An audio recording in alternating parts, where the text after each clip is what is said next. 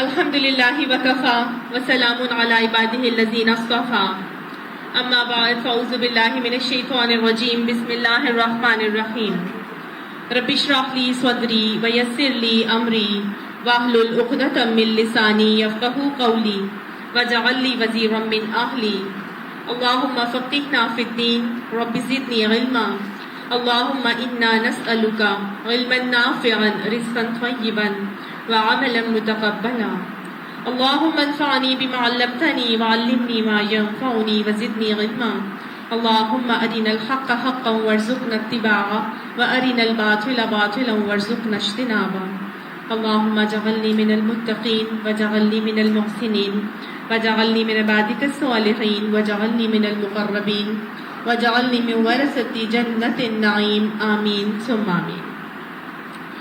سورہ سبا آیت نمبر 14 تک ہم نے پچھلی کلاس میں کیا تھا، آج آیت نمبر 15 سے کریں گے۔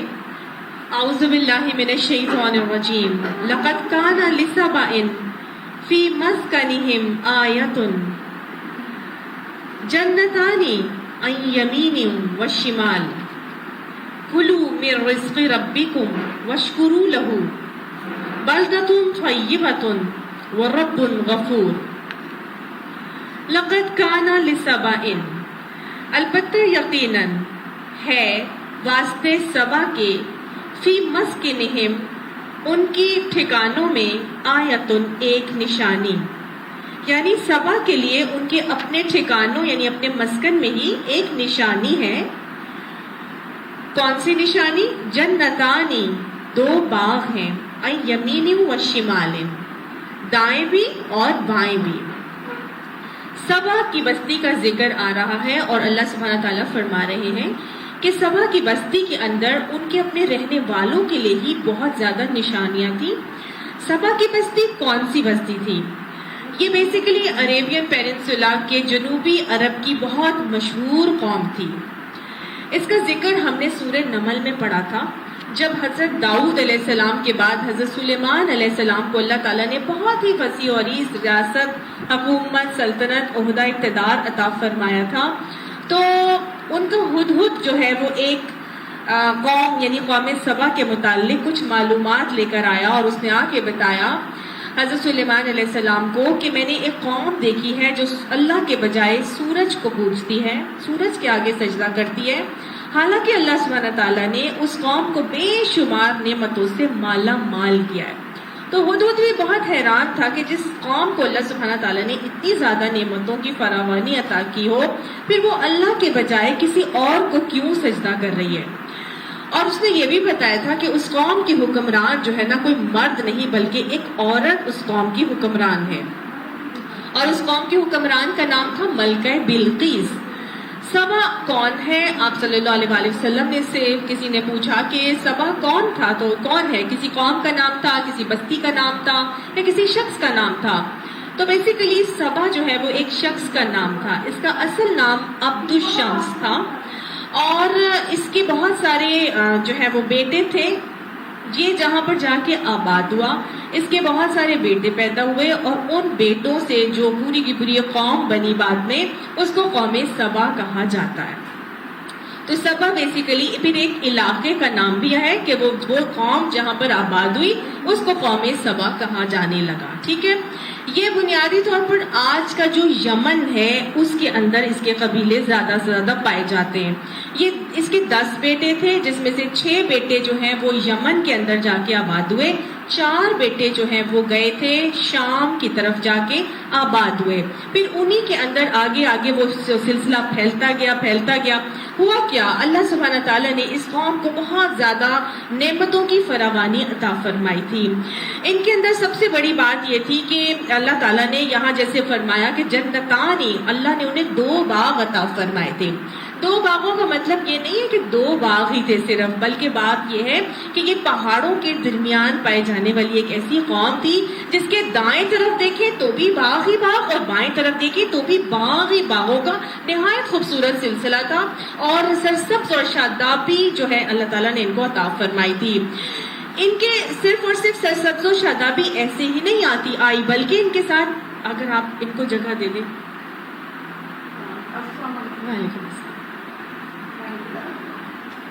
جزاک اللہ فوزیہ. تو ان کے ساتھ معاملہ یہ ہوا کہ اللہ سبحانہ تعالیٰ نے ان کو صرف اور صرف بہترین زرخیز لینڈ کا خطہ نہیں عطا کیا تھا.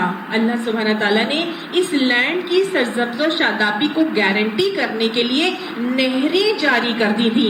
دریا کے آس پاس یہ پورے کے پورے باغات آباد تھے، اور کسی دریا کے آس پاس کا جو خطہ ہوتا ہے نا، وہ اس زمین کی سرسبز و شادابی کی گارنٹی بھی ہوتا ہے. اور جس باغ کے اندر سے نہریں نکلتی ہیں، نہریں گزرتی ہیں، تو اس کے پھل اس بات کی گارنٹی ہوتے ہیں کہ وہ پھل وہاں پہ میٹھے پھل پائے جائیں گے. تو اللہ سبحانہ تعالیٰ نے ان کو ایک خطہ لینڈ کے حوالے سے زرخیزی کا عطا تو کیا، لیکن ساتھ ساتھ نہریں وہاں سے دریا بھی جاری کیے، اور ان نہروں سے پانی لینے کا بہترین طریقہ اور ذریعہ اور ایک ہنر بھی ان کو عطا فرما دیا. یعنی اللہ سبحانہ تعالیٰ نے ان کو ایگریکلچر میں مہارت تو دی ہی تھی، ساتھ ساتھ اللہ تعالیٰ نے ان کو آرکیٹیکچرل کا فن اور ہنر بھی عطا کیا تھا. آرکیٹیکچر کا فن اور ہنر میں جو سب سے بڑی بات تھی وہ یہ تھی کہ یہ بہت بڑے بڑے عمارتیں بنایا کرتے تھے، اور ان کی عمارتیں جو ہیں وہ بہت چونکہ پہاڑی علاقوں میں رہتے تھے تو پہاڑوں کے اوپر بلندیوں پر ان کے جو قصر تھے وہ آباد تھے. غمدان کا محل آتا ہے کہ ان کی آبادی کے اندر غمدان کا محل تھا، جو کہ 20 عمارتوں پر مشتمل وہ محل تھا. اتنی بلند اس کی عمارت تھی کہ ایک جو منزل تھی وہ 32 فٹ اونچی تھی، اور اتنی بلند وہ بالا کہ وہ دور سے ہی پہچانی جاتی تھی اور معلوم ہو جاتا تھا کہ یہ سبا کا مسکن ہے. ساتھ ساتھ ان کے ساتھ یہ ایک اور ہنر اللہ نے جو انہیں عطا کیا تھا وہ تھا کہ ان کو اللہ تعالیٰ نے اس نہروں کے اوپر بند باندھنے کا ایک فن بھی عطا کیا تھا. یعنی بہترین اریگیشن سسٹم کے ساتھ ساتھ اس کو کیسے کرنا ہے، اللہ نے ڈیم بنانے کا ہنر بھی ان کو عطا کر دیا تھا. پانی ہونا تو ٹھیک ہے سب کے پاس ہوتے ہیں، لیکن ڈیم باندھے جائیں تاکہ وقت ضرورت اس پانی کو استعمال کیا جا سکے. تو یہ ہنر بھی اللہ تعالیٰ نے ان کو عطا کیا تھا. جب اللہ سبحانہ تعالیٰ اتنے زیادہ انعامات سے نوازتا ہے، پھر اللہ سبحانہ تعالیٰ کیا فرماتا ہے؟ کلو من رزق ربکم، کھاؤ اپنے رب کے رزق میں سے، اور وشکرو لہو، اور اس کا شکر ادا کرو. اللہ تعالیٰ اپنی نعمتوں کو دینے کے بعد ڈیمانڈ یہ کرتے ہیں، جہاں تم اللہ تعالیٰ کی نعمتیں عطا فرمائے جا رہے ہو تو تم نے کیا کرنا ہے؟ ان نعمتوں کو کھاؤ پیو، اس کو استعمال کرو. اللہ تعالیٰ منع ہی نہیں کرتا، ممانعت نہیں کرتا کہ انسان کو اللہ تعالیٰ نے نعمتیں عطا فرمائی تو وہ ان نعمتوں کو چھوڑ دے اور کیا ان کو اپنے لیے حرام کر لے. بلکہ اللہ تعالیٰ کا حکم کیا ہے؟ کلو، کھاؤ پیو من رزق ربکم، اپنے رب کے دیے ہوئے رزق میں سے بفراغت جو چاہے کھا سکتے ہو. اور ہم نے دیکھا کہ اللہ سبحانہ تعالیٰ ہمیں بھی فرماتے ہیں کلو واشربو، کھاؤ پیو، کھانے پینے میں ممانعت نہیں ہے، ولا تسرفو، لیکن تم اسراف نہ کرنا. ایک اور جگہ اللہ تعالیٰ فرماتے ہیں وشکرو للہ، کھاؤ پیو لیکن اللہ کا شکر بھی ادا کرو. تو ان کو بھی اللہ تعالیٰ نے حکم دیا تھا کہ وشکرو لہو، اللہ سبحانہ تعالیٰ کا شکر ادا کیا کرو. تو ایک اور بات جو سمجھ میں آ رہی ہے وہ یہ سمجھ میں آ رہی ہے کہ جب اللہ تعالیٰ نعمتوں سے نوازتے ہیں پھر اللہ سبحانہ تعالیٰ ڈیمانڈ کرتے ہیں کہ اس کا شکر ادا کیا جائے. ٹھیک ہے نا؟ اب شکر ادا کرنے کا جو طریقہ اور سلیقہ ہم نے سیکھا وہ یہ کہ اللہ کی دی ہوئی نعمتوں کو اللہ کے بتائے ہوئے طریقے کے مطابق استعمال کیا جائے، ان کو حاصل کیا جائے، اور اللہ کی راہ میں اس کے بندوں کی اور اس کے دین کی خدمت کے لیے ان نعمتوں کو لگایا جائے. یہ ہے شکر گزاری کا بہترین اور صحیح رویہ اور طریقہ. اللہ تعالیٰ نے ان سے بھی یہی ڈیمانڈ کی تھی، یہ جو نعمتیں تمہیں عطا فرمائی ہیں، 2 باغ دائیں اور بائیں تمہیں دیے ہیں، لیکن تم کیا کرنا؟ تم کھاؤ پیو لیکن ساتھ ساتھ اپنے رب کا شکر ادا کرتے رہنا، نافرمانی نہ کرنا، کفران نہ کرنا. بلدۃ طیبۃ، تمہیں تو اللہ تعالیٰ نے کیا دیا؟ بلدۃ، شہر دیا ہے، پاکیزہ، پاکیزہ شہر عطا فرمایا تھا. اور کہا جاتا ہے یہ اتنا خوبصورت شہر تھا کہ اتنی پاکیزگی تھی اس کے اندر ان کے اندر اللہ تعالیٰ نے بے شمار رزق کی فراوانی جیسے زراعت کے حوالے سے تو عطا کی ہی تھی، ساتھ ساتھ ان کے پاس سندل اور دار چینی بہت زیادہ وافر مقدار میں اگتی تھی، اور اپنے گھروں کو اس سندل اور دار چینی سے معطر بھی رکھا کرتے تھے اور خوشبو سے مہنگا کرتے تھے، سونے چاندی کے برتن یہ استعمال کیا کرتے تھے، اور ساتھ ساتھ نہ صرف برتن استعمال کرتے تھے بلکہ اللہ سبحانہ تعالیٰ نے ان کو انہی ویجیٹیبل ڈائز کے ساتھ چیزوں کو رنگنے کا فن اور ہنر بھی اللہ تعالیٰ نے ان کو عطا کیا تھا۔ اللہ نے جہاں یہ سب چیزیں عطا فرمائی تو پھر ایک اور چیز ان کے ساتھ یہ کر دی کہ ان کو جب دور سے اتنی زیادہ ان کے گھر مہکا کرتے تھے، کسی قسم کے جراثیم یا آرگینزم یا بیکٹیریاز ان کیا گرو ہی نہیں کرتے تھے، اتنا پاکیزہ ماحول تھا اور معطر ماحول تھا کہ کوئی چیز جو انسانی جسم کے لیے مضر ہوتی تھی اگر کوئی دوسرے شہر سے بھی لے آتا تھا ان جراثیم کو تو ان کے شہر میں آ کے وہ ساری چیزیں ختم ہو جاتی تھی، یعنی وہ آرگینزمز تک مر جاتے تھے، بیکٹیریا کوئی گرو نہیں ہوتا تھا۔ اللہ نے اتنی نعمتوں سے مالا مال کیا تھا، اللہ تعالیٰ نے فرمایا بلدۃ طیبۃ، تمہیں تو اللہ نے پاکیزہ شہر عطا فرمایا، رب غفور، اور تمہارا رب وہ تو بخشنے والا رحم مہربان ہے۔ یہ بخشنے والا رب اللہ کیوں فرما رہا ہے کہ جب انسان کو اللہ تعالیٰ بے شمار نعمتوں سے مالا مال کرتے ہیں تو ظاہر ہے اس کے اندر کہیں نہ کہیں کوئی تکبر، کوئی فخر، کوئی گھمنڈ، کوئی ایسے معاملات ضروری آ جاتے ہیں کہ جس کی وجہ سے ناشکری کا رویہ ہونے کی احتمال ہوتا ہے۔ تو اللہ تعالیٰ نے فرما دیا کوئی بات نہیں، تمہارے لیے اللہ تعالیٰ نے یہ ساری چیزیں عطا فرمائی ہیں، لیکن یاد رکھنا تمہارا رب بخشنے والا ہے، کہیں غلطی کمی کوتاہی ہو جائے تو اللہ تعالیٰ سے فوراً بخشش مانگ لو۔ اب دیکھیے ہم نے جب سورہ بقرہ پڑھی تھی تو سورہ اس کے اندر ہم نے بنی اسرائیل کا واقعہ پڑھا تھا، انہوں نے کہا ہم ایک چیز کے کھانے پر صبر نہیں کر سکتے جو من اور سلوا ہمیں مل رہا ہے، تو آپ ہمیں جو ہے نا ایسی جگہ بھیجیں جہاں پر ہمیں یہ ساگ، ترکاری، گیہوں اور دالیں وغیرہ، پیاز وغیرہ ملے۔ تو اللہ تعالیٰ نے نعمتوں کی فراوانی انہیں عطا کی تھی، انہیں من اور سلوا ریڈی میڈ فوڈ مل رہا تھا، لیکن انہوں نے کیا کیا تھا؟ ناشکری کا رویہ کیا، انہوں نے اچھی چیز کے بجائے ایک ادنا چیز کو منتخب کرنے پر ترجیح دی، اور انہوں نے کہا نہیں ہمیں تو وہی چاہیے جو ہم مانگ رہے ہیں یا ہم جو جس چیز کو چاہتے ہیں۔ اللہ سبحانہ تعالیٰ نے انہیں کہہ دیا ٹھیک ہے تمہیں یہ بھی ملے گا جو تم چاہتے ہو، لیکن کیا کرنا جب تم اس جگہ پر جاؤ گے فتح تمہارے شامل حال ہوگی، لیکن جب وہاں جاؤ گے تو حتتن حتتن کہتے ہوئے جانا، بخشش بخشش، لوگوں کو بخش دینا، لوگوں کے ساتھ ظلم و زیادتی کا رویہ مت اپنا کے چلنا۔ تو گویا تکبر انسان کے اندر آ جاتا ہے، عاجزی اختیار کرنے کا اللہ نے ان کو بھی حکم دیا تھا، مجھے بھی اور آپ کو بھی حکم دیا، اور قوم سبا کو بھی یہی حکم دیا تھا کہ اللہ تعالیٰ نعمت عطا فرمائے گا تو کیا کرنا؟ بخشش طلب کرتے رہنا۔ اور ہم اچھی طرح سے جانتے ہیں اللہ نے ہمیں بھی یہی سمجھایا کہ اذا جاء نصر اللہ والفتح، جب اللہ کی مدد آ جائے، فتح نصیب ہو جائے، وَرَأَيْتَ النَّاسَ يَدْخُلُونَ فِي دِينِ اللَّهِ أَفْوَاجًا، اور تم دیکھو کہ اللہ کے دین میں لوگ جوق در جوق، فوج در فوج داخل ہو رہے ہیں، تو پھر کیا کرنا؟ فَسَبِّحْ بِحَمْدِ رَبِّكَ وَاسْتَغْفِرْهُ، اللہ کی تسبیح کی بڑائی بیان کرتے رہنا، کیونکہ یہ فتح کس طرح آتی ہے؟ اذا جاء نصر اللہ والفتح، اللہ کی مدد آتی ہے تو تمہیں فتح ملتی ہے۔ تو لہٰذا اگر آج تمہارے پاس نعمتوں کی فراوانی ہے تو یہ تمہارے کسی عمل کی وجہ سے نہیں ہے، تمہارے کسی فن اور ہنر کی وجہ سے نہیں ہے، تمہارے کسی علم کی وجہ سے نہیں ہے، وہ علم بھی اللہ ہی نے عطا فرمایا تھا، وہ عقل بھی اسی نے دی تھی، وہ فن اور ہنر بھی اسی نے عطا فرمایا تھا، وہ وسیلے اسباب بھی اسی نے تمہارے لیے مہیا کیے تھے جن کو بروئے کار لا کے تم اپنے لیے ان نعمتوں کو استعمال کر رہے ہو۔ لہٰذا کیا کرنا ہے؟ اللہ کی تسبیح پاکی بڑائی بھی بیان کرنی ہے، واستغفرہ، اس سے بخشش بھی طلب کرتے رہنا، کیونکہ کہیں نہ کہیں اللہ کی نعمتوں کو حاصل کرنے کے یا استعمال کرنے کے چکر میں کہیں کوئی غلطی کوتاہی کا معاملہ ہو جائے تو رب سے استغفار کرتے رہنا۔ اللہ سبحانہ تعالیٰ بخشنے والا ہے، رحم کرنے والا ہے، تمہاری ساری خطاؤں کو معاف کرے گا۔ یہی ڈیمانڈ اللہ سبحانہ تعالیٰ نے سبا کی بستی کے مسکن کے لوگوں سے بھی کی تھی، ٹھیک ہے؟ اب ہوا کیا انہوں نے اللہ تعالیٰ کی اس بات کو مان لیا، پورا کر دیا؟ یہ تو میں نے آپ کو بتایا نا کہ یہ سبا کا جو ہم نے تذکرہ پڑھا تھا یہ سورہ نمل میں پڑھا تھا، جب حضرت داؤد علیہ السلام کے بعد سلیمان علیہ السلام کا دور تھا۔ اس دور سے پہلے یہ قوم سورج کو پوجتی تھی۔ جب قوم سبا کی جو ملکہ بلقیس حضرت سلیمان علیہ السلام کے پاس جاتی ہے اور ساری کی ساری عظیم الشان عمارتوں کو دیکھتی ہے، پھر ایک محل میں داخل ہونے لگتی ہے اور وہاں پر شیشے کا چکنا فرش سمجھ کر وہ سمجھتی ہے کہ یہ پانی ہے، حوض ہے، اور وہ اپنے پانچے اٹھا لیتی ہے تو حضرت سلیمان علیہ السلام کہتے ہیں کہ یہ تو شیشے کا چکنا فرش ہے۔ اتنا خوبصورت چمکدار فرش کہ جس پہ پانی کا گمان ہوتا تھا، وہ مرعوب ہو گئی، وہ مرعوب ہو کے کہنے لگی یہ تو کوئی بہت ہی بڑی کوئی چیز ہے۔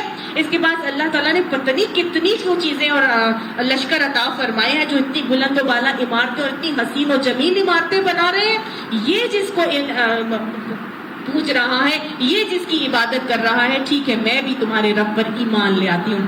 اس وقت وہ اپنی عقل کو استعمال کر کے اور ہر قسم کی ضد اور ٹھٹائی کو سائڈ پہ رکھ کے اس نے اللہ کی حاکمیت کو ایکسپٹ کیا، اسلام کو قبول کیا۔ اس کے بعد اس کی پوری قوم اس سے مسلمان ہو گئی، سب کے سب اسلام لے آئے۔ پھر اس کے بعد اللہ سبحانہ تعالیٰ نے اس قوم میں 13 نبیوں کو مبعوث فرمایا۔ 13 نبی ایک کے بعد دوسرا، دوسرے کے بعد تیسرا اس قوم کے اوپر آتے رہے۔ نبیوں کو اللہ تعالیٰ کیوں بھیجتا ہے؟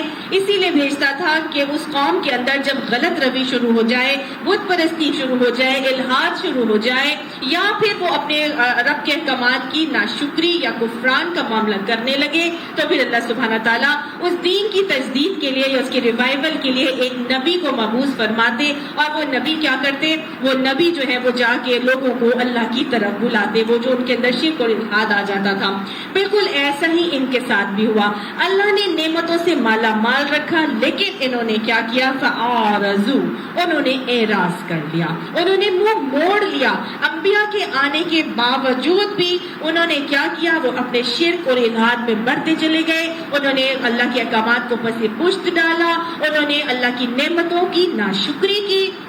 اور ہمیں معلوم ہے کہ وَلَئِن كَفَرْتُمْ إِنَّ عَذَابِي لَشَدِيدٌ، کہ اگر تم میرا نعمتوں کا کفران کرو گے، تم ناشکری کرو گے، تم کہو گے یہ کیوں ہے، ایسے کیوں نہیں، ہمیں تو یہ چاہیے، یا یہ کہ تمہیں جو اللہ نے نعمتیں عطا فرمائی ان کو اللہ کے راستے میں استعمال کرنے کے بجائے تم اپنی مرضی کی زندگیاں گزارو، یا یہ کہنے لگ جاؤ کہ یہ تو مجھے میرے علم اور قابلیت کی وجہ سے ملا ہے، اس میں میرا ہی کمال ہے، اس میں کسی اور کا اللہ کا کوئی کمال نہیں، تو پھر کیا ہے؟ یہ ان نعمتوں کا کفران ہے۔ تو جب اس طرح کے معاملات ہوئے، فَأَعْرَضُوا، انہوں نے اعراض کر لیا، منہ موڑ لیا، وہ کفر کرنے لگے، وہ بس پشت ڈالنے لگے، اپنے اللہ کے احکامات کو، اپنے نبی کی تعلیمات کو، اپنے نبیوں کو جھٹلاتے رہے۔ تو آہستہ آہستہ آہستہ یہ سلیمان علیہ السلام کی قوم کے بعد، جب ملکہ ان کے دور کے بعد یہ قوم آہستہ آہستہ آہستہ آہستہ، اس کے بعد داؤد علیہ السلام سے لے کے حضرت عیسیٰ علیہ السلام تک تقریباً آتا ہے، روایات سے پتہ چلتا ہے کہ 300 انبیاء مبعوث کیے گئے، کچھ کہتے ہیں 2000 انبیاء مبعوث کیے گئے، واللہ عالم جتنے بھی انبیاء مبعوث کیے گئے ان میں سے اس قوم کی طرف صرف 13 انبیاء کو بھیجا گیا۔ حضرت عیسیٰ علیہ السلام کے بعد حضور صلی اللہ علیہ وسلم تک کوئی نبی نہیں آیا تھا، اچھی طرح سب کو معلوم ہے نا۔ اب حضرت عیسیٰ علیہ السلام کے بعد سے لے کے حضور صلی اللہ علیہ وسلم کا جو دور ہے وہ فترت کا دور کہلاتا ہے، یعنی کہ اس میں کسی نبی کو مبعوث نہیں کیا گیا۔ 671 ایئرس 671 ایئرس تک کوئی مبعوث نہیں کیا گیا ہے نبی۔ اس دور کے اندر یہ واقعہ ہوا جو یہاں پر ہم آج پڑھ رہے ہیں، ٹھیک ہے۔ انہوں نے ہر طرح کی انبیاء کی تکذیب کر دی، اعراض کرتے رہے، کفران کا معاملہ کرتے رہے، تو پھر اللہ نے کیا کیا؟ اللہ تعالیٰ پھر ساری نعمتوں کو رہنے دیتا ہے؟ نہیں، اللہ فرماتے ہیں فَأَرْسَلْنَا عَلَيْهِمْ، پس بھیجا ہم نے اوپر ان کے سیل العرمی، اس سیل ارم، اللہ نے سیل ارم ان پر بھیج دیا۔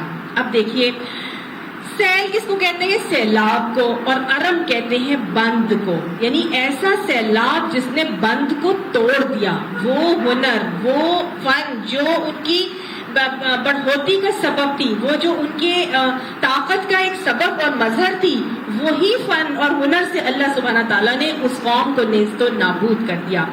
ہوا یہ کہ ان کے اندر وہ جو بہت زیادہ فن تھا، یہ مارک کا شہر، مارک اس جگہ کا دارالخلافہ تھا۔ معارف کے اندر انہوں نے سب سے بڑا بند سد معارف جو ہے وہ تعمیر کیا تھا.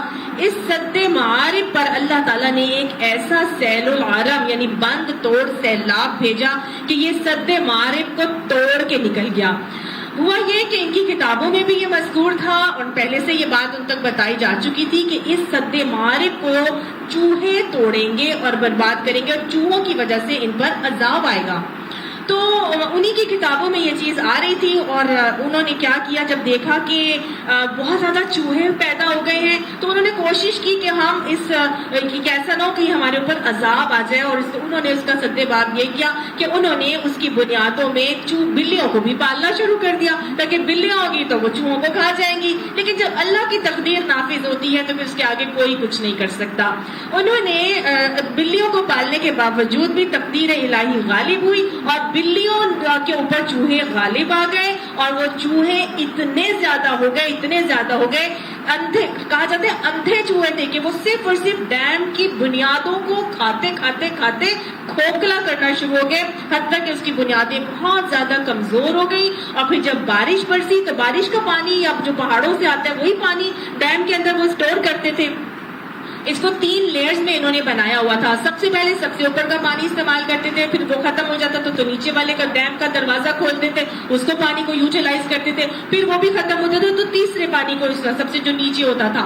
تو آہستہ آہستہ ہوا یہ کہ جیسے اتنی بارش آ گئی کہ وہ پانی اسٹور کرنا اس ڈیم کے اندر محال ہو گیا, کیونکہ اس کی بنیادیں بہت کمزور ہو گئی تھی. نتیجتاً وہ سارے کا سارا پانی اس بند کو توڑ کے نکل گیا اور پورے کا پورا خطہ اور بستیاں جو ہیں وہ زیر آب آ گئی, درخت ختم ہو گئے, آبادیاں مسمار ہو گئی, گھر ختم ہو گئے اور بہت سارے لوگ جو ہیں وہ بھی وہاں سے بالکل. ان کے ایک کاہن کا قصہ آتا ہے کہ اس کاہن نے ان کی کتابوں میں آتا ہے بلکہ اس میں بھی آتا ہے, ابن کثیر میں بھی آتا ہے کہ ایک کاہن تھا, اس نے اپنے علم کے بدولت اس بات کا تخمینہ لگا لیا کہ یہاں پر سیلاب آنے والا ہے. تو اس نے کیا کیا, اپنا زمین, اپنا جو مکان تھا, اپنی جو زراعت, جو بھی اس کے پاس مال تھا, اس نے اس سب چیز کو بیچا اور اس سے پیسے اس نے جمع کر لیے.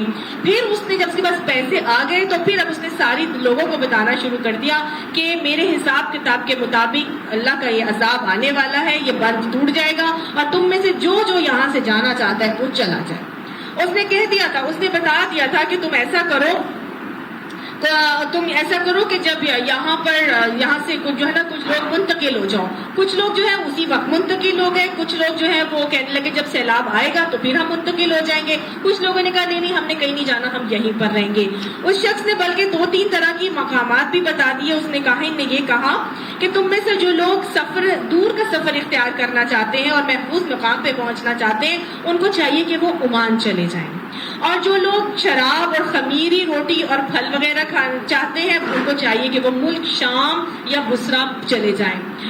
اور جو لوگ ایسی سواریاں چاہتے ہیں جو کیچڑ میں بھی ثابت قدم رہیں اور قحط کے زمانے بھی ان کے کام آئیں اور وہ جہاں چاہیں جب چاہیں مرضی ان کو استعمال کر لیں سفر کے لیے, تو وہ یعنی اونٹ جیسی سواری چاہتے ہیں اور کھجور بہت زیادہ چاہتے ہیں, انہیں چاہیے کہ وہ یثرب چلے جائیں.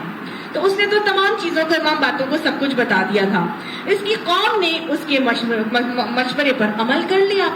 کچھ لوگوں نے کیا کیا کہ قبیلہ اسد کے لوگ جو تھے وہ عمان چلے گئے, کچھ لوگ جو ہیں وہ 6 قبیلے یمن میں چلے گئے, اور 4 قبیلے جو ہیں وہ بصرہ اور شام کی طرف جا کے آباد ہو گئے. ان میں سے ایک قبیلہ تھے اوس اور خزرج کے قبیلے. ان لوگوں نے کیا کیا, یہ گئے اور جا کے مدینہ میں یثرب میں آباد ہو گئے. جبکہ ایک قبیلہ تھا جس کا نام آتا ہے بنو عثمان, وہ جا کے بطن مرہ میں اس نے قیام کیا, اور یہاں سے بنو خزاعہ کی لڑی جو ہے وہ چلتی ہے.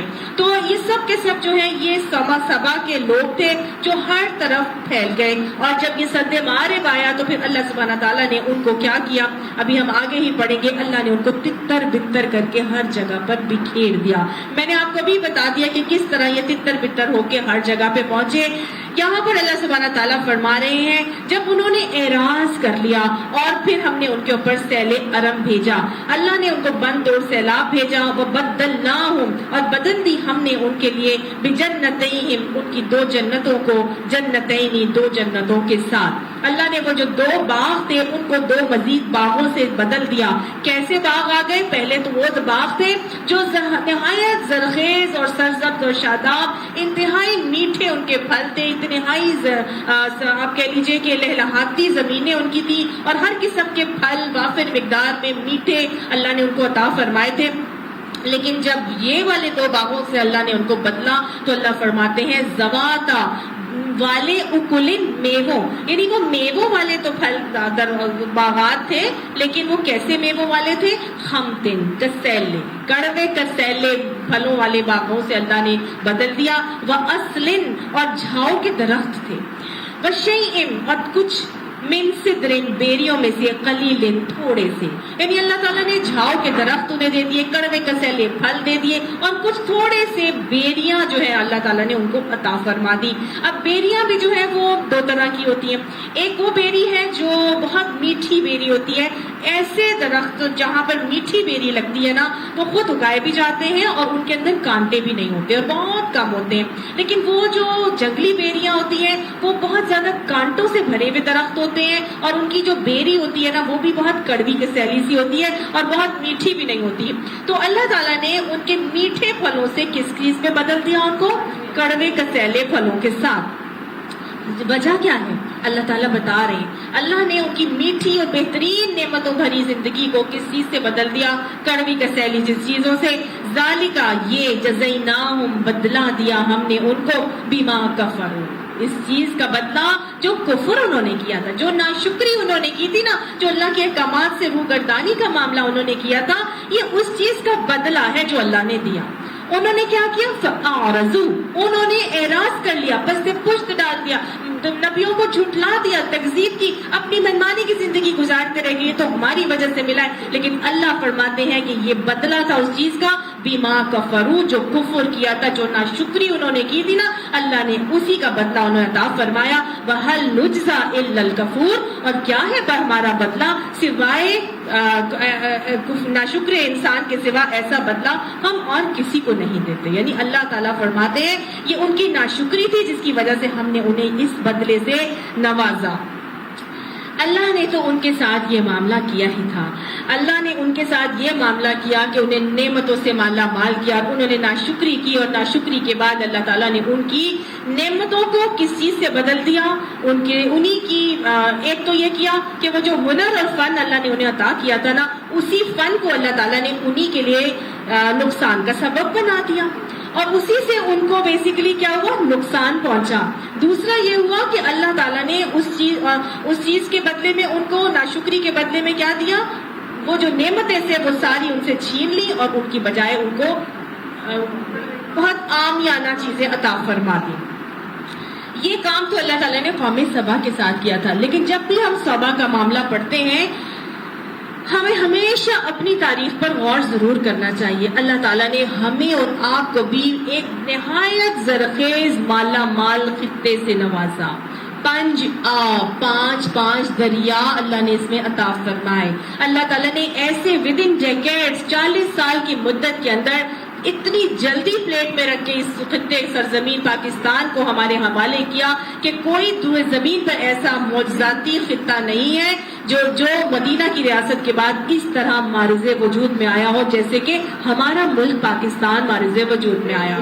اللہ تعالیٰ نے یہاں پہ ہمیں نہ صرف 5 دریا دیے بلکہ بہترین، دنیا کا بہترین اریگیشن سسٹم ہمارے ملک میں موجود ہے۔ اللہ تعالیٰ نے ہمیں فن اور ہنر ڈیم بنانے کا بھی عطا فرمایا۔ اللہ نے ہماری سرزمین کو مالا مال کر دیا، معدنیات سے، کول کے ذخائر سے، سونے سے، چاندی سے، ماربل کے ذخائر سے، کیوڑا کی مائن ہے، نمک کی کانوں سے۔ اللہ نے کول اتنا زیادہ آج نکل رہا ہے چنیوٹ میں، بے شمار بھرمار قسم کا کول نکل رہا ہے، گیس ہمارے ملک سے نکل رہی ہے. اللہ نے ہمیں بہترین لینڈ روٹ پر رکھا، سی روٹ ہمارے سے، ہمیں تو اللہ تعالیٰ نے شاہراہ کرم عطا فرمائی، کہاں سے کہاں. آج وہی ہمارے لیے جو چین کے ساتھ جو سی پیک ہوا ہے اسی میں وہ بہترین رول پلے کر رہی ہے. اس کے علاوہ بھی جو ہے تجارتی شاہراہ پہ جیسے قوم سبا کا مسکن آباد تھا، ایسے ہی اللہ تعالیٰ نے ہمیں بھی ایسے بہترین لینڈ روٹ بھی عطا کیا ہے، سی روٹ بھی عطا فرمایا. اللہ نے بہترین سی کوسٹ ہمیں عطا فرمایا، ایسی بہترین ہوائیں یہاں پہ چلتی ہیں، کیا نہیں بجلی پیدا ہو سکتی، ساری چیزیں ہیں. ساتھ ساتھ اللہ تعالیٰ نے ہمیں تو ایک نیوکلیر پاور بھی بنا دیا. اللہ نے تو ہمارے ملک کو نیوکلیر پاور بھی بنا دیا. کون کون سی نعمتیں ہیں جس کا ہم گنوائیں اور اللہ تعالیٰ نے ہمارے اس ملک میں عطا نہیں فرمائی. جب اللہ اتنی نعمتیں عطا فرماتا ہے پھر اللہ کا کیا تقاضا ہے، اللہ کیا ڈیمانڈ کرتا ہے ہم سے؟ کلو، کھاؤ میں رزق ربکم، اپنے رب کے رزق میں سے کھا سکتے ہو، کوئی مناہی نہیں ہے، سارا رزق تمہارے لیے استعمال کرو، لیکن کیا کرنا؟ وشکروا لہ، اللہ کا شکر ضرور کرنا. یہ مت کہتے رہنا میری وجہ سے یہ سب کچھ ملا ہے، میں ہوں تو میں نے اتنا سب کچھ بنایا یا کیا. نہیں، تمہاری وجہ سے نہیں. اور جو اللہ نے نعمت عطا فرما دی تھی تو یہ اتنا بڑا خطہ سرزمین جو موضوعاتی طور پر اللہ نے مجھے اور آپ کے حوالے کر دیا، پھر اللہ تعالیٰ سے ہم نے اس کے نام پر یہ خطہ حاصل کیا تھا کہ پاکستان کا مطلب کیا؟ لا الہ الا اللہ. اللہ تو ہمیں خطہ دے، ہم تیرے دین کا نفاذ کریں گے اس سرزمین کے اوپر. تو یہ شکر گزاری کا رویہ ہے یا ناشکری کا رویہ ہے کہ آج 70 سال ہو گئے ہمارے ملک کو بنے ہوئے لیکن آج تک شریعت کا نفاذ ہم اپنے اس ملک میں نہیں کر سکے. اللہ ہمیں بحیثیت قوم معاف فرمائے. اللہ نے فرمایا بلدۃ طیبۃ، تمہیں تو ایک بہترین پاکیزہ ریاست عطا فرما دی ہے، پاکستان. یہ ایسی جگہ ہے جو پاک ہے. دیکھیے نا، بلدۃ طیبۃ، اور ہمارے ملک کا نام بھی کیا ہے؟ پاکستان. پاکیزہ علاقہ، پاکیزہ بستی، پاکیزہ قوم. اللہ تعالیٰ ہمیں یہ بنا دے. پھر اللہ تعالیٰ فرماتا ہے رب الغفور، تمہارا رب بخشنے والا ہے. ابھی تک بھی اگر یہ قوم سدھر جائے، یہ بات سمجھ آ جائے کہ اللہ سبحانہ تعالیٰ سے ہم نے یہ ملک اس کے نام پہ حاصل کیا تھا، اللہ ہم نے تیرے وعدہ کر کے اس ملک کو حاصل کیا ہے، اللہ کے ہم تیرے دین کا نفاذ کریں گے. اللہ سبحانہ تعالیٰ ہم آج بھی اس وعدے کو توڑے ہوئے ہیں، اللہ تعالیٰ ہم سے اس وعدے کو تکمیل تک پہنچانے کی ہماری مدد فرماتے. اللہ ہماری کوششیں اس کے لیے قبول فرما لے. اللہ ہمیں ایسے حکمران عطا فرما دے کہ جو ہمارے ملک میں اس دین کا نفاذ کرنے والے ہوں. اگر ہم بھی اعراض کریں گے، اگر ہم بھی منہ موڑ کے چلتے رہیں گے ان لوگوں کی طرح جیسے انہوں نے کیا تھا، فَأَعْرَضُوا عَنْهُمْ، تو اللہ نے کیا کیا؟ فَأَنزَلْنَا عَلَيْهِمْ سَيْلَ الْعَرَمِ، اللہ نے ان کے اوپر بند توڑ عذاب بھیج دیا، سیلاب بند توڑ بھیجا تھا. اور آج ہمارے اوپر بھی ایک ایسا ہی بند توڑ سیلاب آیا تھا. چند سال پہلے ہم نے دیکھا تھا کس طرح ایک بند توڑ سیلاب جو شروع ہوا ہے وادی ہنزا سے اور کس طرح بلوچستان تک وہ چلتا ہی رہا. ناس رکنے کا سوال پانی کا سلسلہ تھا جو ہر جگہ، ہر پروونس اور ہر بستی علاقے سے گزر کے کہاں پہ گیا، ہماری پوری کی پوری زمینوں کو وہ برباد کر کے چلا گیا. اور کتنے ہی ہمارے خطے ایسے ہیں جہاں سے آج ہمارے وہ پھل ہیں ہی نہیں جو پہلے پھل ہوتے تھے. آج آپ لوگ سب اس بات کے گواہ ہوں گے کہ ہم پیٹی لے کر آتے ہیں، اور جب پیٹیاں پہلے آیا کرتی تھی 20 سال پہلے تو پوری کی پوری پیٹی میں سے سوائے ایک آدھ کے کوئی پھل خراب نہیں ہوتا تھا. لیکن آج ہم پیٹی لے کر آتے ہیں تو صرف اوپر والے پھل کچھ بہتر ہوتے ہیں اور نیچے سارے کے سارے گڑوے کسیلے پھل اور گلے سڑے پھل ہوتے ہیں کہ نہیں ہوتے. آج ہمارے نہ آڑوؤں میں وہ ذائقہ ہے، نہ ہی چاہے وہ بڑے بڑے آ رہے ہیں لیکن ان میں وہ ٹیسٹ اور وہ ذائقہ نہیں ہے جو ہم بچپن میں کھاتے تھے اور انتہائی میٹھے اور شیریں. نہ آلو بخاروں کا وہ ٹیسٹ ہے، نہ ہی کسی مطلب جو پھل آپ اٹھا کے دیکھ لیں وہ بات ہی نہیں ہے جو پہلے ہوتی تھی. خوشبو بتا دیتی تھی کہ یہ فلاں جگہ کا فلاں چیز ہے. اللہ سبحانہ تعالیٰ نے وہ بند توڑ سیلاب ہمارے لیے بھی بھیجا تھا اور آج اسی کا نتیجہ ہم بھگت رہے ہیں کہ کہاں کہاں کون سے پھل ہیں جو ہماری پوری دنیا میں مانے جاتے تھے کہ یہ آم ہے، یہ پاکستان کا آم ہے، یہ پاکستان کا پھل ہے. آج ہمارے کیلے تک تو اپنے ملک کے بہترین کیلے ہمیں نظر نہیں آتے. پاکستان کے اندر رہتے ہوئے انڈیا کے کیلے آتے ہیں جو ہم بہترین کیلے کر کے کھا رہے ہوتے ہیں اور دیکھ رہے ہوتے ہیں. آج ہمارے ملک میں کوئی پھل اب اس طرح سے نہیں اگرا جیسے پہلے اگا کرتے تھے. اللہ نے یہ عذاب ہمارے لیے بھی عطا فرما دیا ہے. ضرورت کس بات کی ہے؟ اپنے آپ کا محاسبہ کرنے کی ضرورت ہے, اپنی اصلاح کی ضرورت ہے. اللہ تعالیٰ نے وہی باغوں کو بدل کے دوسرے باغوں میں کر دیا. یہ ان کی کس چیز کی سزا ہے؟ یہ اس کفر کی سزا ہے, اس ناشکری کی سزا ہے جو اللہ نے بدلا دیا. اور اللہ تعالیٰ کسی بھی ناشکرے کو ایسی ہی سزا عطا فرماتے. اللہ ہمیں بحیثیت قوم معاف فرما دے. اللہم اغفر لنا وللمؤمنین والمؤمنات والمسلمین والمسلمات. اچھا آگے اللہ تعالیٰ فرماتے ہیں اپنا ایک اور نعمت جو اللہ تعالیٰ نے ان کو عطا فرمائی تھی قوم سبا کو. وَجَعَلْنَا بَيْنَهُمْ, اور بنا دیا ہم نے درمیان ان کے, وَبَيْنَ الْقُرَى الَّتِي بَارَكْنَا فِيهَا, اور درمیان اس بستی کے جس کو ہم نے بہت زیادہ برکتیں عطا فرمائی تھی. جس بستی کو اللہ نے بہت زیادہ برکتیں عطا فرمائی تھی اس کا نام اللہ تعالیٰ قرآن پاک میں کس بستی سے بتاتے ہیں؟ بیت المقدس کی, فلسطین کی بستی. یہ وہ بستی ہے جہاں اللہ تعالیٰ نے بے شمار برکتیں عطا فرمائی. تو اللہ فرماتے ہیں کہ اس بستی اور فلسطین کی بستی کے درمیان ہم نے کیا کیا تھا؟ قرآن ظاہرتن, ہم نے ایسی بستیاں آباد کر دی تھی جو ظاہری طور پر نظر آتی تھی. یعنی ایک جگہ سے دیکھتے تھے تو تھوڑے آگے بھی ان کو ایک بستی نظر آ جاتی تھی. وَقَدَّرْنَا فِيهَا السَّيْرَ, اور مقدر کرتی ہم نے درمیان ان کے چلنا پھرنا. سیرو فیہا, چلو پھرو بیچ اس کے, لیالیہ و ایامن, راتوں کو اور دنوں کو, آمنین, امن کے ساتھ.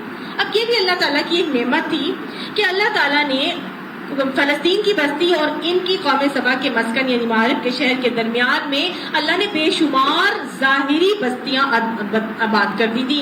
ایسے ایسے لوگوں کو کہ تھوڑے تھوڑے وقفے پر, فاصلے پر ان لوگوں کو ٹریولنگ ڈیفیکلٹ نہیں لگتی تھی. ایک وقت سے شروع کرتے تھے تو دوسرا وقت آنے سے پہلے وہ دوسری بستی میں پہنچ جاتے تھے. اب ایک جگہ ٹریولنگ کرنی ہو آپ نے, ایک جگہ سے نکلے اور دوسری جگہ تک 6 گھنٹے کے, جیسے آپ گنزا کی وادی تک جائیں تو بیچ میں ایک پیچ آتا ہے جس میں 6 گھنٹے تک کوئی نہ بستی آباد ہے, نہ کوئی کھانا پینا, نہ کوئی چیز وہاں پہ آپ کو نہیں. تو انتہائی بورنگ اور انتہائی مشکل کا سامنا کرنا پڑتا ہے. کسی کو کسی بھی ضرورت کے تحت کسی چیز کی ضرورت پڑے تو وہ نہیں کر سکتا. لیکن اللہ نے ان کے لیے کیا معاملہ کیا کہ اللہ نے ظاہری بستیاں آباد کر دی, کہ کہا چلو پھرو بیچ اس کے, جہاں جانا چاہتے ہو ٹھیک ہے جاؤ. ایک بستی سے دوسری بستی میں جاؤ گے, تم جو اپنی ضرورت پوری کرنا چاہو, آرام کرنا چاہتے ہو, کھانا پینا کرنا چاہتے ہو, نماز پڑھنا چاہتے ہو, جو کرنا چاہتے ہو تمہارے لیے آسانی ہے, تم کر لینا. اب اللہ نے تو یہ نعمتوں سے فراوانی کر دی ہے کہ یہ مالا مال کر دیا. لیکن انہوں نے کیا کیا؟ جیسے اللہ تعالیٰ نے بنی اسرائیل کو کہا تھا میں تمہیں من اور سلوہ دے رہا ہوں, کھاؤ پیو جو موج کرو. لیکن انہوں نے کیا کہا؟ انہوں نے کہا نہیں, ہم تو جب تک خود نہیں کھیتی باڑی کریں گے ہمیں تو چین نہیں آئے گا, ہے نا. تو انہوں نے بھی آگے سے یہی کہا. فقالوا, وہ کہنے لگے ربنا, اے ہمارے رب, باعد بین اسفارنا, ہمارے سفروں کی مسافت دور کر دے. ہمیں نہیں پسند اتنا قریب قریب رہنا. یہ 4 گھروں میں 4 گلیوں میں جاتے ہیں تو اپنی امی سے ملاؤ, اور 6 مطلب آدھے گھنٹے میں جا کے میرے فلاں کا گھر ہے, اس کے گھر. ہم نے نہیں یہاں رہنا, ہم نے جی دوسرے ملک میں جانا ہے, دوسرے ملک میں رہنا ہے. اتنی دور ہو کہ سفر کا مزہ آئے, پتہ چلے, 10 گھنٹے گزار کے جائیں, جیسے ہم لوگ بھی کہتے ہیں نا. اسی طرح انہوں نے بھی کہا ہم نے نہیں ادھر پاس رہنا, یہ کیا ادھر جاؤ ادھر پہنچ جاؤ, یہ کیا ادھر جاؤ ان سے مل لو, ان کے پاس چلے جاؤ. نہیں, ہمارے سفر کی مسافتیں دور کر دے, ہمیں تو دور جانا ہے بہت. اللہ نے کہا قریب رہو, تمہارے لیے فائدہ ہے, نعمتیں مل رہی ہیں, استعمال کرو. جس حال میں اللہ رہے اس پہ شکر ادا کرنا چاہیے.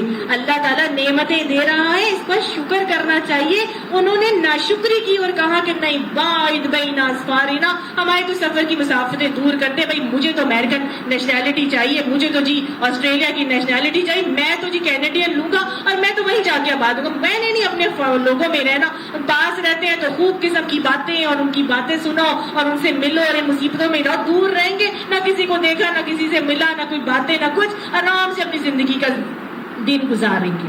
ایسی بات ہے نا. انہوں نے بھی ایسے ہی کیا تھا. اللہ تعالیٰ فرماتے ہیں وَظَلَمُوا أَنفُسَهُمْ, انہوں نے اپنی جانوں پر ظلم کر دیا. یہ ظلم ہے اپنی جان کے اوپر کہ آپ اپنی سفر کی مسافتوں کو جانتے بوجھتے ہوئے دور کر دیں. اگر اللہ آپ کو قریب بسا رہا ہے, آپ کو رزق کی فراوانی عطا کیے ہوئے ہیں, آپ کے کاروبار کو اللہ نے جمایا ہوا ہے, آپ کو رزق کے وسائل اور ذرائع اسباب اللہ نے مہیا کیے ہوئے ہیں, تو کبھی بھی اس کو چھوڑ کے دوسری جگہ پر نہیں جانا چاہیے. یہ کیا ہے؟ ظلموا انفسہم، انہوں نے اپنی جانوں پر ظلم کر دیا. پھر جب وہ اپنی جانوں پر ظلم کر رہے تھے تو پھر اللہ نے کیا کیا؟ فجعلناہم، پھر ہم نے بنا دیا ان کو احادیث، ان کو ہم نے قصے کہانیاں بنا دیا، ان کو ہم نے قصے کیا ہوتی ہیں پرانے زمانے کے قصے بنا کے رکھ دیا. وَمَزَّقْنَاهُمْ كُلَّ مُمَزَّقٍ، اور ہم نے ان کو ریزہ ریزہ کر کے منتشر کر کے تتر بتر کر دیا. جب انہوں نے اپنے اوپر جانوں پر ظلم کیا، انہوں نے کہا ہم نے تو دور ہی رہنا ہے، تو بس اللہ نے بھی پھر ان کو کیا کیا؟ ان کو افسانے بنا دیے، ان کو قصے کہانیاں بنا دی. آج ہمارے یہاں سے جو لوگ اٹھ کے باہر جا چکے ہیں، کوئی ان کو یاد کرتا ہے؟ نہ وہ خوشی میں آتے ہیں، نہ وہ غموں میں شامل ہوتے ہیں، نہ عید پر، نہ رمضان میں، نہ کسی اور چیز پر، نہ خوشی غمی، نہ شادیوں بیاہوں میں. وہ تو اللہ نے پھر کیا کیا؟ پھر اللہ نے بھی ان کو کیا کیا؟ مزقناہم، اللہ نے ان کو ریزہ ریزہ کر کے منتشر کر کے تتر بتر کر دیا. اور ان کے صرف افسانے ہیں جو ہم سنتے ہیں، ہاں وہ 15 سال پہلے آئے تھے تو ایسے ایسے ہوا تھا. نہ ان کے بچوں کے ساتھ کوئی شادیاں کرتا ہے، نہ ان کے بچے یہاں کے کسی بچے سے شادیاں کرنا چاہتے ہیں، نہ ہمارے ساتھ گھلتے ملتے ہیں، نہ بیٹھتے ہیں، نہ وہ بانڈنگ ڈیولپ ہوتی ہے جو کہ ایک رشتہ دار کے اندر ایک آپ کہہ لیجیے رحم کے رشتوں کے اندر ایک ڈیولپ ہونی چاہیے تھی. کچھ بھی نہیں ہوتا. اور پھر نتیجتاً کیا ہوتا ہے؟ وہ جو چلے گئے آج جو بڑی بڑی عمروں کو پہنچ گئے تو پھر وہ روتے ہیں اور وہ ڈنڈے بجاتے ہیں اور وہ کیا کہتے ہیں کہ بڑی غلطی ہو گئی کہ ہم لوگ یہاں پر آ کے آباد ہو گئے. آج تو ہمارے بچے پاکستان پہ جانا ہی نہیں چاہتے. وہ تو آج ہمارے ملک میں سیٹل ہی نہیں ہو سکتے. وہ کبھی گئے نہیں، انہوں نے کبھی دیکھا نہیں، نہ ان کے دلوں میں اپنے پیاروں کے لیے کوئی محبت ہوتی ہے، نہ وہ آنا چاہتے ہیں. وہ کیا بن گئے؟ وہ حدیثیں بن گئے، وہ باتیں بن گئے، وہ قصے کہانیاں بن گئے. بالکل اسی طرح سے قوم سبا کے لوگوں نے بھی یہی کیا تھا. انہوں نے کہا نہیں ہمیں تو بھائی دور دور بسا دو. کچھ لوگ جا کے بصرہ میں آباد ہو گئے، شام میں. کچھ لوگ جو ہے وہ فلسطین ادھر ہو گئے، یمن کے اندر، عمان کے اندر آباد ہو گئے. اور کچھ لوگ جو ہے وہ اوس اور خزرج میں آباد ہو گئے. کچھ کہاں تتر بتر ہو کے کوئی کہاں. اللہ نے ان کو بھی اسی طرح تتر بتر کر کے منتشر کر دیا. یہ اللہ کا کیا تھا؟ یہ ایک عذاب تھا. لہٰذا اللہ تعالیٰ جب جہاں چاہے، اللہ فرماتے ہیں ان فی ذالک، بے شک اس کے اندر لآیات، البتہ نشانیاں ہیں، لکل صبار شکور، واسطے ہر صبر کرنے والے، شکر کرنے والے کے. اللہ جس حال میں رکھے اس میں صبر اور شکر کر کے رہنا چاہیے. یہی نشانی ہے جو اللہ مجھے اور آپ کو یہاں پہ بتا رہا ہے. اللہ سبحانہ تعالیٰ جب ایک جگہ پر آپ کو آباد کرتا ہے تو اس کو خواہ ترک کر کے جانا، اس کو چھوڑ کے جانا، اس پہ لات مار کے جانا. کتنے لوگ ایسے نظر آتے ہیں کہ جب ہمارے یہاں بہت حالات خراب ہوئے تھے تو لوگوں نے اپنے پورے کاروبار سیل کر دیے، فیکٹری سیل کر دی، سب کچھ بیچ باچ کے چلے گئے. اور باہر جا کے یا وہ ٹرک ڈرائیونگ کر رہے ہیں، یا وہ کوئی چھوٹا سا ایک اسٹور چلا رہے ہیں، یا وہ پیٹرول پمپ پہ لگے ہوئے. اتنی بڑی نعمتوں سے تمہیں اللہ نے یہاں پر اتنی عیاشی کی زندگی عطا کی تھی، لیکن نہیں، تم نے تو لات مار دی. کتنے لوگ آپ کو نظر آتے ہیں؟ ہمیں اپنی جان پہچان میں کتنے لوگ ایسے نظر آئے جن لوگوں نے باقاعدہ ہر چیز کو چھوڑا، بیچ باچ کے سب کچھ وہاں چلے گئے اور اپنی اس خوبصورت خطہ سرزمین کو چھوڑ دیا. یہ ناشکری کر لی. اور ان کے ملکوں میں جا کے جب آباد ہوتے ہیں تو وہ تو مسطح سرزمین بھی جا کے کسی غیر ملک مسلم قوم کا ہے نا، پھر آپ نہ اپنے دین کے رہتے ہیں، نہ اپنے دنیا کے رہتے ہیں. وہ وقار، وہ مرتبہ، وہ جو عہدہ اقتدار اور اسٹیٹس جو آپ کو اللہ نے یہاں عطا کیا تھا وہاں ہرگز بھی نہیں ہے کہ نہیں. یہ سب چیزیں اللہ تعالیٰ بتا رہے ہیں. صبر اور شکر سے چلنا چاہیے. اللہ تعالیٰ کے نبی حضور صلی اللہ علیہ وسلم کی حدیث آتی ہے، حضرت ابو ہریرہ سے روایت ہے کہ مومن کا حال عجیب ہے کہ اللہ تعالیٰ جو کچھ بھی تقدیری فیصلہ اس کے متعلق فرماتے ہیں سب خیر ہی خیر ہے. کہ اگر اس کو کوئی نعمت رہا تو اس کی خوشی کی چیز حاصل ہوتی ہے تو یہ اللہ کا شکر ادا کرتا ہے. یعنی شکر کیا ہے کہ جو جیسی چیز جہاں بھی تھی، جس حال میں تھی، اللہ تیرا شکر ہے اور اسی نعمتوں کو استعمال کیا جائے اور آخرت کے لیے خیر اور نفع بن جاتا ہے. اور اگر کوئی تکلیف اور مصیبت پیش آ جائے تو وہ اس پر صبر کرتا ہے اور جس کا اس کو بہت بڑا اجر اور ثواب ملتا ہے. اس طرح یہ مصیبت بھی اس کے لیے خیر اور نفع بن جاتی ہے. تو اللہ نے اگر ہمیں اس خطہ سرزمین پر رکھا ہے اور سیٹلڈ رکھا ہے تو خواہ اس کو چھوڑ کے جانا انتہائی ناشکری کا معاملہ ہے. صبر تحمل سے رہے. اگر اپس اینڈ ڈاؤنز آ بھی جائیں تو صبر کے ذریعے اس کو برداشت کریں گے تو اللہ تعالیٰ اس میں خیر اور نفع ہی نفع عطا فرماتا رہے گا.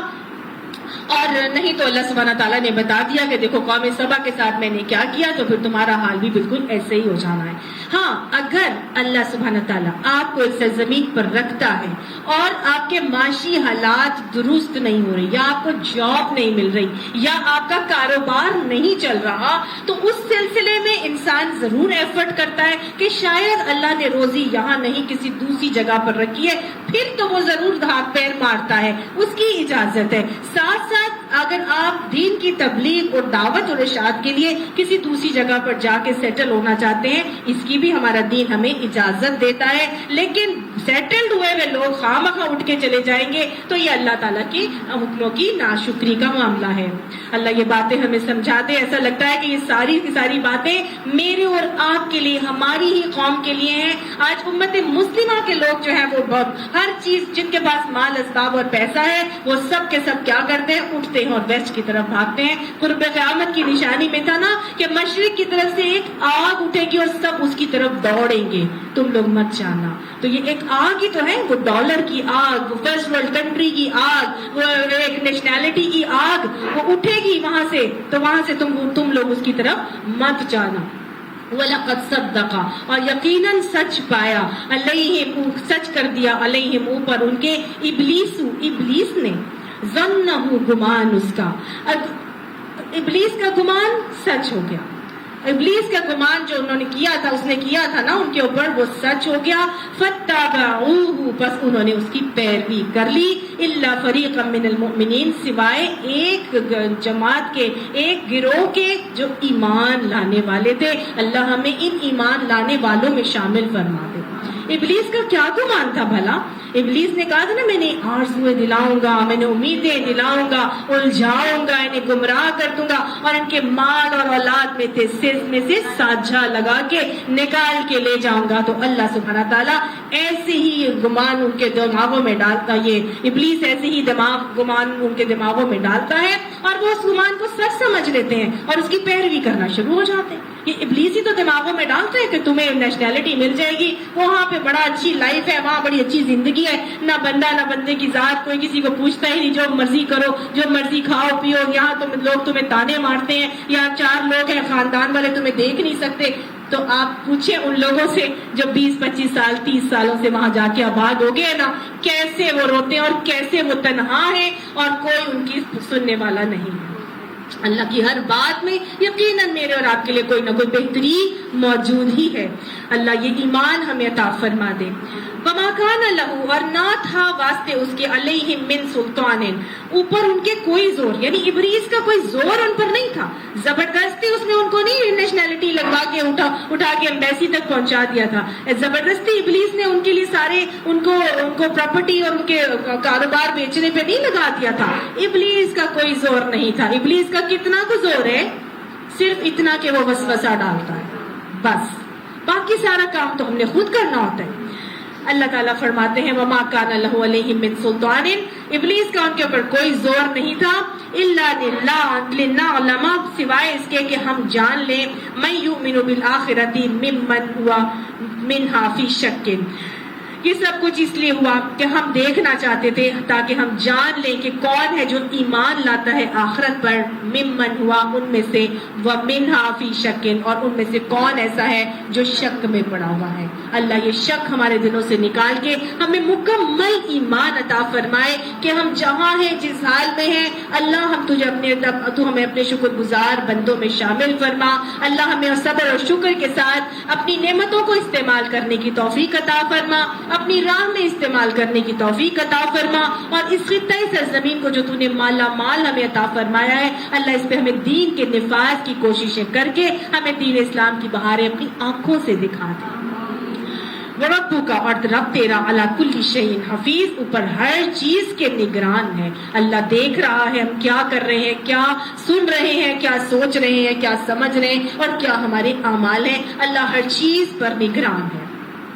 قل ادعوا الذین، کہو پکارو ان لوگوں کو، زعمتم جن کو پر تم زوم کرتے تھے، من دون اللہ اللہ کے سوا، یعنی تم ان سے اے نبی مشرکین سے کہو کہ پکارو اپنے ان معبودوں کو جن کو تم اللہ کے سوا پکارتے ہو اور بڑا زوم ان پر رکھتے ہو.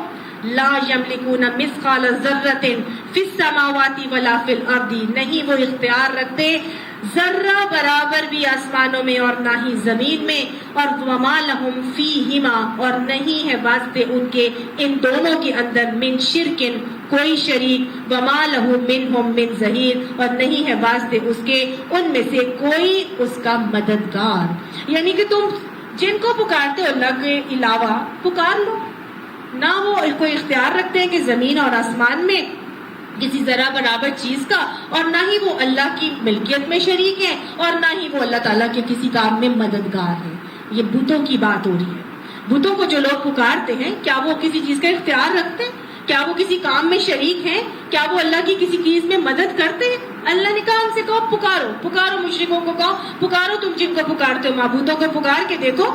وَلَا تَنْفَعُ الشَّفَاعَةُ عِنْدَهُ، اور نہیں فائدہ دے گی شفاعت نزدیک اس کے، یعنی اللہ کے نزدیک کوئی شفاعت بھی فائدہ نہیں دے سکتی.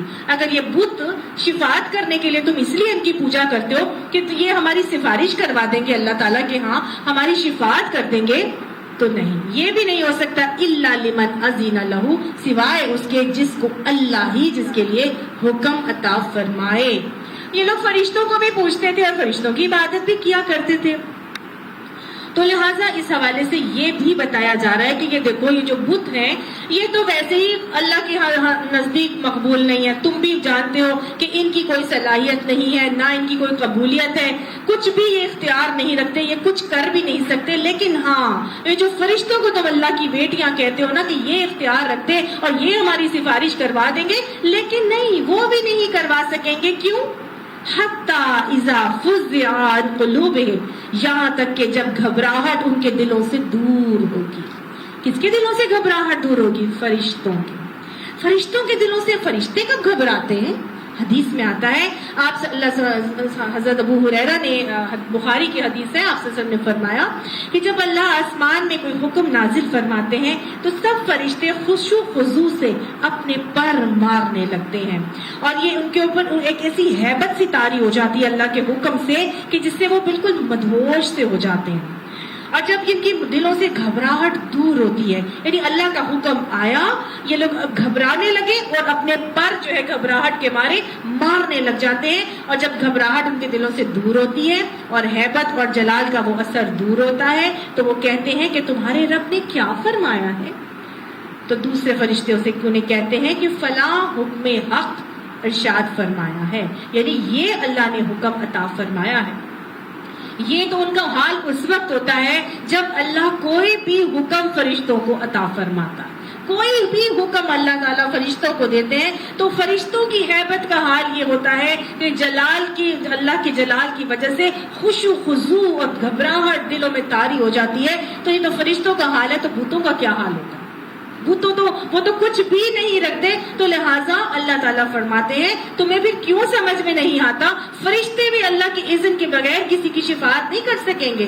اللہ کے ہاں جو قانون شفاعت کا چلتا ہے وہ یہی ہے کہ الا لمن اذن لہ، سوائے اس کے کہ جو اللہ جس کے لیے حکم عطا فرما دے. تو اگر تم کہتے ہو کہ شفاعت اللہ تعالیٰ کرے گا تو پھر وہ شفاعت بھی اللہ ہی کے حکم سے ہوگی، اللہ ہی کے اذن سے ہوگی. تمہارے کسی عمل کی وجہ سے اللہ تعالیٰ تمہاری شفاعت نہیں کرے گا، نہ ہی کوئی بت کرے گا تمہاری شفاعت، نہ ہی کوئی فرشتے کریں گے. فرشتوں کا تو حال یہ ہو جاتا ہے کہ وہ ہیبت سے خوف سے لرزنے لگتے ہیں، کانپنے لگتے ہیں. اور یہ آیت بھی بتا رہی ہے کہ وہ کہتے ہیں ماذا قال ربکم، تمہارے رب نے کیا کہا؟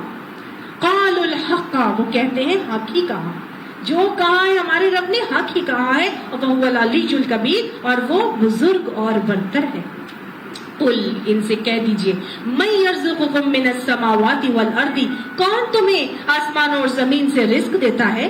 قل اللہ، کہو کہ اللہ، وَإِنَّا، اور بے شک ہم، او ایاکم، یا تم، لَعَلَىٰ ہُدًى، البتہ اوپر ہدایت کے ہیں، او فی ضلال مبین، یا کھلی گمراہی میں. یعنی کہو کہ اب ہم میں سے، تم میں سے کون کھلی ہدایت پر ہے اور کون گمراہی میں ہے. رزق دینے والا تو اللہ ہے، اللہ کی ذات ہے. کون رزق دیتا ہے؟ اللہ دیتا ہے نا. تو پھر تم میں سے اور اس میں سے کون کھلی ہدایت پر ہے اور کون کھلی گمراہی میں ہے؟ اللہ ہمیں گمراہی سے نکال کے ہدایت یافتہ لوگوں میں شامل فرما دے. قل، ان سے کہو، لا تسألون، نہیں تم سے پوچھا جائے گا، عما اجرمنا، اس چیز کے بارے میں جو جرم کیا ہم نے. یعنی تم سے ہمارے اعمال کی باس پرس نہیں ہوگی، ہمارے گناہوں کے متعلق تم سے نہیں پوچھا جائے گا. ولا نسأل، اور نہ ہم سے پوچھا جائے گا، عما تعملون، جو تم عمل کرتے ہو. ان سے کہہ دو، تمہارے عمل تمہارے لیے، ہمارے عمل ہمارے لیے. ہم سے تمہارے عمل کے بارے میں نہیں پوچھا جائے گا، تم سے ہمارے عمل کے بارے میں نہیں پوچھا جائے گا. تو جب ہم سب نے اپنے عمل کا خود ہی حساب دینا ہے تو عقل مندی کس بات کی ہے؟ عقل مندی یہی ہے نا کہ پھر ہم اپنی زندگی کی مہلت عمل میں ہی اپنی رخ کو سیدھا کر لیں، اور دوسرے جتنے بھی ہم اللہ کے علاوہ کسی اور کی طرف جاتے ہیں، کسی بھی وجہ سے اپنا رخ کس طرف کر لیں؟ ابن اللہ عبادک المخلصین، اللہ کے خالص بندے ہو کر صرف اور صرف اللہ ہی کو پکارنے والے بن جائیں. قل، ان سے کہہ دو، یجمع بیننا، وہ جمع کرے گا ہمارے درمیان، ربنا، ہمارا رب، ثم یفتح بیننا بالحق، پھر وہ کھول دے گا ہمارے درمیان حق کو، وہو الفتاح العلیم، اور وہ کھولنے والا ہے، سب کچھ جاننے والا ہے. یعنی وہ ایسا زبردست حاکم ہے کہ ہمارا رب جب ہمیں جمع کرے گا تو پھر ٹھیک ٹھیک فیصلہ بتا دے گا، ہر چیز کھول کر عیاں کر دے گا جو ہمارے تمہارے درمیان ہو رہی ہے. اللہ سب کچھ کھول کے واضح کر دے گا. قل، ان سے کہو، ارونی، دکھاؤ مجھے ذرا دکھاؤ تو صحیح، الذین، وہ لوگ، الحق تم، جنہیں تم ملاتے ہو، بھی شرکاء، اللہ کے ساتھ شریک بنا کر. ان سے کہو مجھے وہ لوگ تو دکھاؤ جن تم اللہ کے ساتھ شریک بناتے ہو. وہ بت دکھاؤ، وہ پیر اولیاء دکھاؤ، وہ لوگوں کو دکھاؤ، وہ جن چیزوں کو بھی تم اللہ کے ساتھ پوجتے ہو. کلا، ہرگز نہیں، بل هو اللہ العزیز الحکیم، بلکہ وہ اللہ ہی ہے، زبردست ہے اور حکمتوں والا ہے. وما ارسلناک، اور نہیں بھیجا ہم نے آپ کو، الا کافۃ للناس، مگر پوری کی پوری انسانیت کے لیے. ہم نے آپ کو کیا بنا کے بھیجا ہے؟ پوری انسانیت کے لیے بھیجا ہے. بشیرا و نذیرا، بشیر بھی بنا کے بھیجا ہے اور نذیر بھی بنا کے بھیجا ہے. ولکن اکثر الناس لا یعلمون، اور لیکن اکثر لوگ جو ہے وہ علم نہیں رکھتے. نبی صلی اللہ علیہ وسلم کی نبوت کا تذکرہ ہو رہا ہے اور بتایا جا رہا ہے کہ آپ صلی اللہ علیہ وسلم کو اللہ سبحانہ تعالیٰ نے ساری کی ساری انسانیت کے لیے بھیجا تھا. اس سے پہلے مختلف انبیاء آتے تھے تو رسول آتے تھے تو خاص اپنی قوم کے لیے بھیجے جاتے تھے، لیکن آپ صلی اللہ علیہ وسلم کو اللہ تعالیٰ نے کافۃ للناس کے لیے بھیجا، پوری کی پوری انسانیت کے لیے بھیجا، ہر عمر کے لیے بھیجا، ہر گروپ آف پیپل کے لیے بھیجا، ہر دور کے لیے بھیجا، ہر بستی کے لیے بھیجا، ہر قوم کے لیے بھیجا، ہر قسم کے غریب امیر تمام لوگوں کے لیے بھیجا. کیا بنا کے بھیجا تھا؟ الا رحمت للعالمین، تمام جہانوں کے لیے رحمت بنا کر بھیجا تھا. اللہ تعالیٰ فرماتے ہیں قل یا ایھا الناس، ان سے کہہ دو کہ اے انسانوں، انی رسول اللہ الیکم جمیعا، میں اللہ کا رسول بنا کے بھیجا گیا ہوں تم سب کی طرف، ہر ایک کی طرف، جانوروں کی طرف، جنوں کی طرف، انسانوں کی طرف، چرند پرند کی طرف، حیوانات کی طرف، نباتات کی طرف، سب کے لیے اللہ سبحانہ تعالیٰ نے پیارے نبی صلی اللہ علیہ وسلم کو رحمت بھی بنا کر بھیجا، اور یہاں بتایا جا رہا ہے بشیرا و نذیرا بنا کر بھیجا. آپ صلی اللہ علیہ وسلم نے فرمایا میں کالے اور گورے سب کی طرف بھیجا گیا ہوں، میں عمومیت کے ساتھ تمام انسانوں کی طرف بھیجا گیا ہوں. حالانکہ مجھ سے پہلے جو نبی بھی گزرے ہیں وہ اپنے قوم کی طرف بھیجے جاتے تھے. آپ نے فرمایا پہلے ہر نبی خاص اپنی قوم کی طرف مبعوث ہوتا تھا اور میں تمام انسانوں کے لیے مبعوث ہوا ہوں. آپ صلی اللہ علیہ وسلم نے فرمایا مجھے 5 ایسی چیزیں دی گئی ہیں جو مجھ سے پہلے کسی کو نہیں ملی. پہلی بات کیا تھی کہ اللہ تعالیٰ نے میری مدد ایسا روب دے کر فرمائی کہ ایک ماہ کی مسافت پر بھی میرا روب جو ہے وہ لوگوں کے دلوں پر طاری ہو جاتا ہے. یعنی ایک مہینہ کوئی دور ہے، وہیں سے ایک مہینہ پیدل کو جائے تو اتنی دور ہی کوئی پہنچتا ہے نا تو اس کے دل میں نبی صلی اللہ علیہ وسلم کا روب بیٹھ جاتا تھا. دوسرا کیا ہے کہ اللہ سبحانہ تعالیٰ نے امت محمدی کے لیے پوری کی پوری زمین کو مسجد بنا دیا. اور یہ پاک مٹی سے میری مدد کیسے کی گئی کہ پاک مٹی کو طہارت حاصل کرنے کے لیے اللہ تعالیٰ نے ایک ذریعہ بنا دیا جو اور کسی امت کے لیے نہیں دیا گیا. مٹی سے ہی ہم تیمم کا معاملہ کر کے پاکی حاصل کرتے ہیں. تیسری بات یہ کہ آپ صلی اللہ علیہ وسلم نے فرمایا کہ مال غنیمت کو میرے لیے حلال کر دیا گیا ہے. اس سے پہلے جو دوسری امتیں تھیں ان کے لیے مال غنیمت حلال نہیں تھا. مال غنیمت ان کو ملتا تھا، ایک سائڈ پہ رکھ دیتے تھے، غیب سے آگ آتی تھی اس کو جلا کے بھسم کر دیتی تھی. لیکن آپ صلی اللہ علیہ وسلم کی امت کے لیے مال غنیمت پہلی مرتبہ حلال کیا گیا. تبھی سورہ انفال میں اس مال غنیمت کی پوری تقسیم جو ہے وہ بتائی گئی. آپ صلی اللہ علیہ وسلم نے فرمایا مجھے شفاعت کبریٰ کا اختیار دیا گیا ہے، یعنی قیامت کے دن آپ صلی اللہ علیہ وآلہ وسلم کو شفاعت کبریٰ کا اختیار دیا جائے گا اور آپ صلی اللہ علیہ وسلم سجدے میں جا کے اپنی امت کی شفاعت کا معاملہ فرمائیں گے. آپ نے فرمایا کہ مجھ سے پہلے ہر نبی اپنی مخصوص قوم کی طرف بھیجا جاتا تھا اور مجھے تمام اقوام عالم کی طرف پیغمبر بنا کر بھیجا گیا ہے. تو یہ 5 فضیلتیں اللہ تعالیٰ کے نبی رسول اللہ صلی اللہ علیہ وسلم ان کے پر عطا کی گئی تھی. لیکن یہاں پر جو تذکرہ آ رہا ہے وہ آ رہا ہے بشیر بھی بنا کر بھیجا گیا ہوں اور نذیر بھی بنا کر بھیجا گیا ہوں. بشارت کس چیز کی دینی ہے؟ دیکھیں ایک تو پہلی بات یہ سمجھ میں آ رہی ہے کہ جب اب تو حضور صلی اللہ علیہ وسلم کے بعد وہ خاتم النبیین تھے اور خاتم النبیین پر یقین اور ایمان ہمارے ایمان کا لازمی جز بھی ہے. نبی صلی اللہ علیہ وسلم کے پاس اب کے بعد اب تو کوئی دوسرا نبی نہیں آئے گا، لہٰذا جو نبی صلی اللہ علیہ وسلم کے کام تھا یا کام تھے وہ اب کس نے کرنا ہے؟ مجھے اور آپ کو کرنا ہے. کنتم خیر امتن کو کرنا ہے، مجھے اور آپ کو یہ کام کرنا ہے.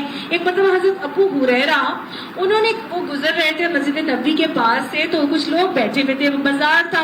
حضرت ابو ہریرہ نے کہا کہ تم لوگ یہاں بیٹھے ہنس رہے ہو جبکہ وہاں پہ مسجد کے اندر نبی صلی اللہ علیہ وسلم کی میراث تقسیم ہو رہی ہے، تمہیں نہیں چاہیے جاؤ جا کے میراث لو. تو وہ سب کے سب جو ہے نا بازار چھوڑ کے تو مسجد نبوی میں بھاگے گئے اور وہ واپس وہاں سے آگے. حضرت ابو ہریرہ وہیں کھڑے رہے.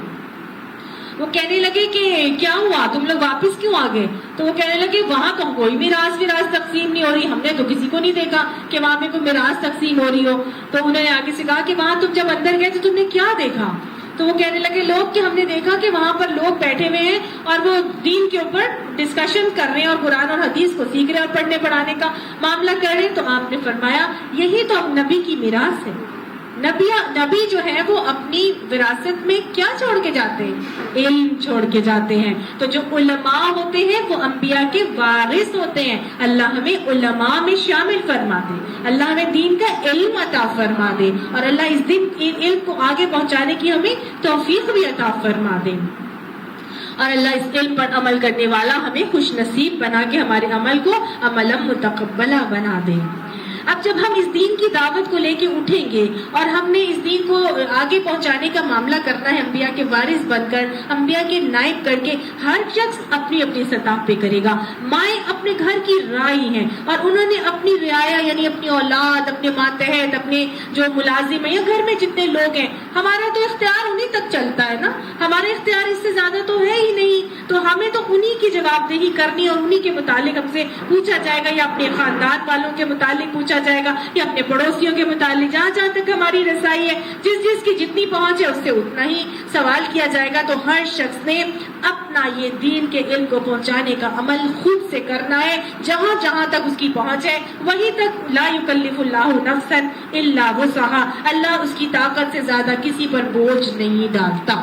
ٹھیک ہے نا؟ تو اب کیا ہے، اب یہ کیسے کرنا ہے؟ بشیرن بن کے کرنا ہے اور نذیرہ بن کے کرنا ہے. بشیر بھی بننا ہے، نذیر بھی بننا ہے. بشارت کس چیز کی دینی ہے بھائی؟ خوشخبری کس چیز کی دینی ہے؟ کہ اللہ غفور الرحیم، اللہ بخشنے والا مہربان ہے. غلطی ہو گئی تو کیا ہوا؟ آج بھی مانگ لو، اللہ تعالیٰ سے معافی مانگ لو، سارے کے سارے گناہوں کو معاف کر دے گا. لا تقنطوا من رحمت اللہ، اللہ کی رحمت سے مایوس نہ ہو جاؤ. پھر دوسری خوشخبری یہ کہ جو دور جاہلیت میں جو سارے کے سارے گناہ ہو گئے تھے، اللہ سبحانہ تعالیٰ ان کو بھی نیکیوں میں بدل سکتا ہے. وہ رب تو اتنا بڑا ہے، وہ تو کن کہے فیکن ہو جائے گا. اپنے اعمال کی اصلاح کرنا ضروری ہے. دور جاہلیت میں کیے گئے تمام گناہوں کو اللہ تعالیٰ معاف کر دیتے ہیں. تو بخشش، اللہ کے وعدوں کی خوشخبریاں، پھر یہ کہ اللہ تعالیٰ کے انعامات کی، اور پھر یہ خوشخبریاں کہ تم یہ نیک عمل کرو گے تو کیا اس کے بدلے میں تمہیں ملے گا. یہ بولے گا کون؟ کہ وہی بولے گا نا جس کے پاس علم بھی ہوگا، جس کو پتا بھی ہوگا کہ اس کے ریوارڈ میں مجھے اور آپ کو کیا ملنا ہے. پھر یہ خوشخبریاں کہ دین میں آسانی ہے. بشروا ولا تعسروا، لوگوں کو آسانیاں دو، خوشخبریاں دو، تنگیاں نہ کرو. لا اکراہ فی الدین، دین میں زبردستی زور نہیں ہے، جبر نہیں ہے. جو کرنا ہے خوشی سے کرنا ہے. اللہ تعالیٰ سے دعا کیا کرو کہ اللہ تعالیٰ ہماری اولادوں کو دین کے احکامات پر اور ہم دین کے احکامات پر خوشی سے عمل کرنے کی توفیق عطا فرمائے. اب دین میں آسانیاں ہیں، دین میں مشکلات اور تنگیاں نہیں ہیں. ایک نہیں ہے دوسرا کر لو، دوسرا نہیں ہے تیسرا کر لو، یہ نہیں کر سکتے ایسے کر لو. لا اکراہ فی الدین کی کتنی بڑی ڈیٹیل اور تفسیر ہم پڑھ کے آ چکے کہ دین میں آسانیاں ہیں. ایک کام نہیں کر سکتے، روزہ نہیں رکھ سکتے، کیا کرو؟ فدیہ دے دو. اگر ابھی نہیں ہے، سفر میں ہو، بیماری میں ہو تو کیا کرو؟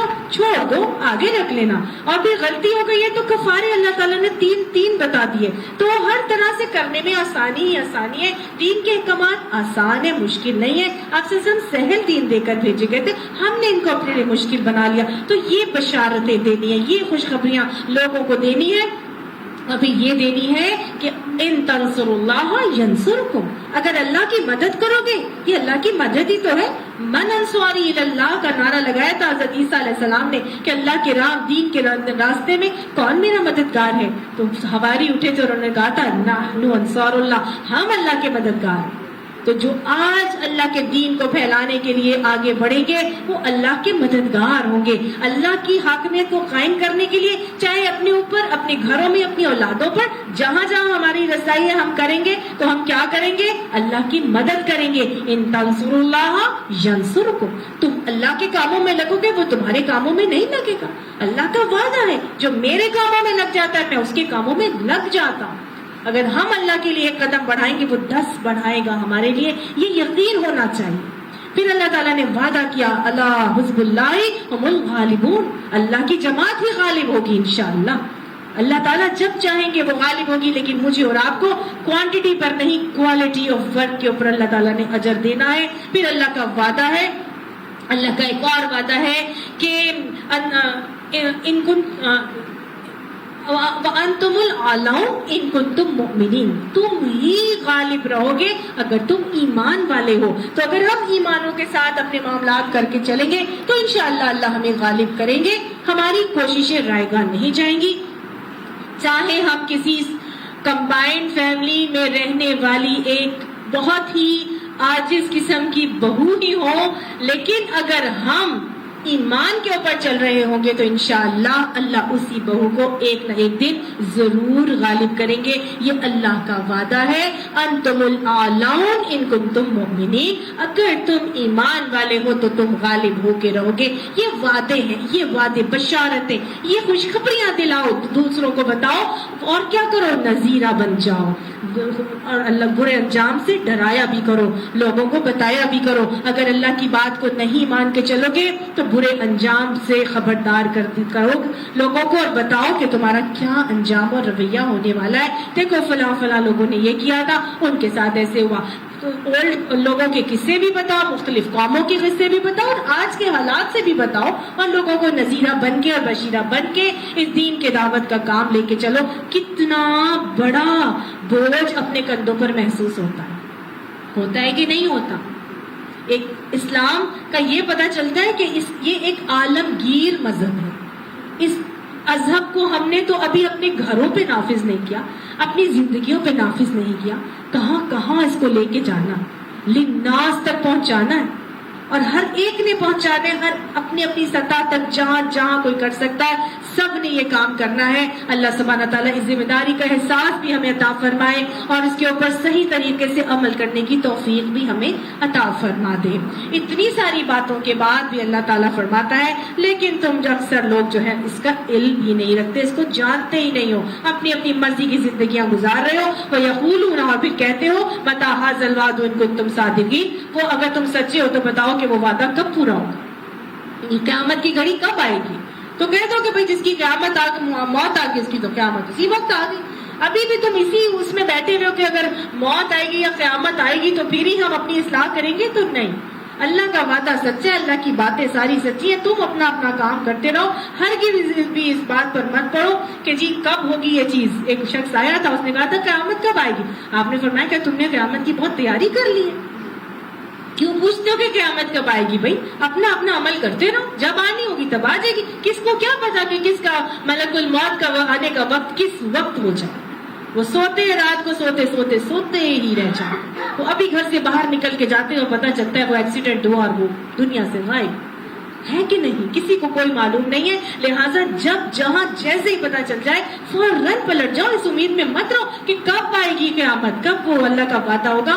کل ان سے کہہ دیجئے لکم میعاد، تمہارے لیے میعاد مقرر کی جا چکی ہے، تمہارا وقت لکھا جا چکا ہے۔ جب اللہ نے لکھا ہے، آنے سے پہلے جب تم رحم مادر میں تھے، تمہاری تقدیریں اللہ لکھ کر، تمہاری موت زندگی کا وقت لکھ کر قلم توڑ دیے گئے تھے۔ لکم میعاد، سب کے لیے وعدے کا وقت مقرر ہے۔ یومن، اس دن کیا ہوگا، لا تستأخرون عنہ، کوئی اس میں سے تاخیر بھی نہیں کر سکے گا، ساعتن، ایک گھڑی بھر بھی، ولا تستقدمون، اور نہ ہی کوئی اس کو پہلے لا سکے گا۔ کبھی ایسا ہوتا ہے کہ ہم موت کو ٹالتے ہیں یا ہم موت کو پہلے لے آئیں؟ 90-95 سال کا بوڑھا بھی گھر میں موجود ہے اور ایک جوان مر جاتا ہے، لوگ کہتے ہیں یہ موت تو اس کی آنی چاہیے تھی، یہ جوان کیسے چلا گیا؟ نہ ہم اس کی تاخیر کر سکتے ہیں اس جوان کی موت میں، نہ ہم بوڑھے کی موت پہلے لا سکتے ہیں۔ وہ بیچارہ فالج کا مریض ہے، وہ اتنی چیزوں پہ بیڈ ریڈن اور باؤنڈ ہوا ہے، ڈیپینڈنٹ قسم کا ایک انسان ہے جو گھر میں موجود ہے، لیکن وہ بچہ پیدا ہوتا ہے وہ مر جاتا ہے۔ ہوتا ہے کہ نہیں ایسے؟ نہ ہم کسی کی موت کو لا سکتے، نہ کسی کی موت میں تاخیر کر سکتے، وہ مقرر کر دی گئی ہے، میعاد اللہ کی طرف سے لکھی جا چکی ہے۔ اللہ اس سے پہلے ہی ہمیں اپنی اصلاح کی توفیق عطا فرما دے، اللہ ہمیں موت پر ایمان عطا فرما، اللہ ہمیں فکر آخرت کا رسوخ عطا فرما، اللہ اب دنیا کی فکروں سے غنی کر کے اللہ میں آخرت کی فکر عطا فرما اور ہمارے اعمال کی ہمیں اصلاح کی توفیق عطا فرما۔ اچھا، مشرکین کے ہر عقیدے کی اصلاح کی گئی تھی۔ اب وہ قرآن کو بھی نہیں مانتے تھے، اب وہ عقیدے آخرت کو بھی نہیں مانتے تھے، رسول اللہ صلی اللہ علیہ وسلم کی رسالت کو بھی نہیں مانتے تھے، اللہ کو بھی نہیں مانتے تھے۔ تو آگے آ رہے ہیں وہ جو قرآن کو نہیں مانتے، تو اس کی بات آ رہی ہے۔ وقال الذین کفروا، اور وہ کہتے ہیں وہ لوگ جنہوں نے کفر کیا، لن نؤمن بہذا القرآن، ہرگز نہیں ہم ایمان لائیں گے اس قرآن کے اوپر، بلا بالذی بین یدیہ، اور نہ ہی وہ جو اس سے آگے آئی تھی، یعنی جو پہلے جو کتابیں آئی تھی ہم ان کتابوں کو بھی نہیں مانتے اور اس قرآن کو بھی نہیں مانتے۔ ولو تری، کاش کہ تم دیکھو، اذ الظالمون، جب کہ وہ ظالم، موقوفون، وہ کھڑے ہوں گے، عند ربہم، اپنے رب کے نزدیک، یرجع بعضهم الى بعض القول، وہ لوٹیں گے بعض ان کے طرف بعض کے بات میں، یعنی وہ پلٹیں گے اور جا کے بات کریں گے ایک دوسرے کے ساتھ۔ یقول الذین استضعفوا للذین استکبروا، کہیں گے وہ لوگ جنہوں نے جو کمزور تھے ان لوگوں سے جنہوں نے تکبر کیا تھا، بڑے بنے ہوئے تھے، لولا انتم لکننا مؤمنین، کیوں نہیں ہو تم، ہم لکننا واسطے ہمارے ہوئے، مومنین ایمان لانے والے، یعنی اگر تم نہیں ہوتے تو ہم مومن ہوتے۔ یعنی کہ جو کمزور تھے وہ بڑے بننے والوں سے، جنہوں نے تکبر کیا تھا، جو معاشرے کے ایلیٹ تھے، جو معاشرے کے کرتا دھرتا تھے، جن کو دیکھ کے وہ فالو کرتے تھے، کاپی کرتے تھے، یہ کمزور ان بڑے بننے والوں کو کہیں گے، کس وقت کہیں گے،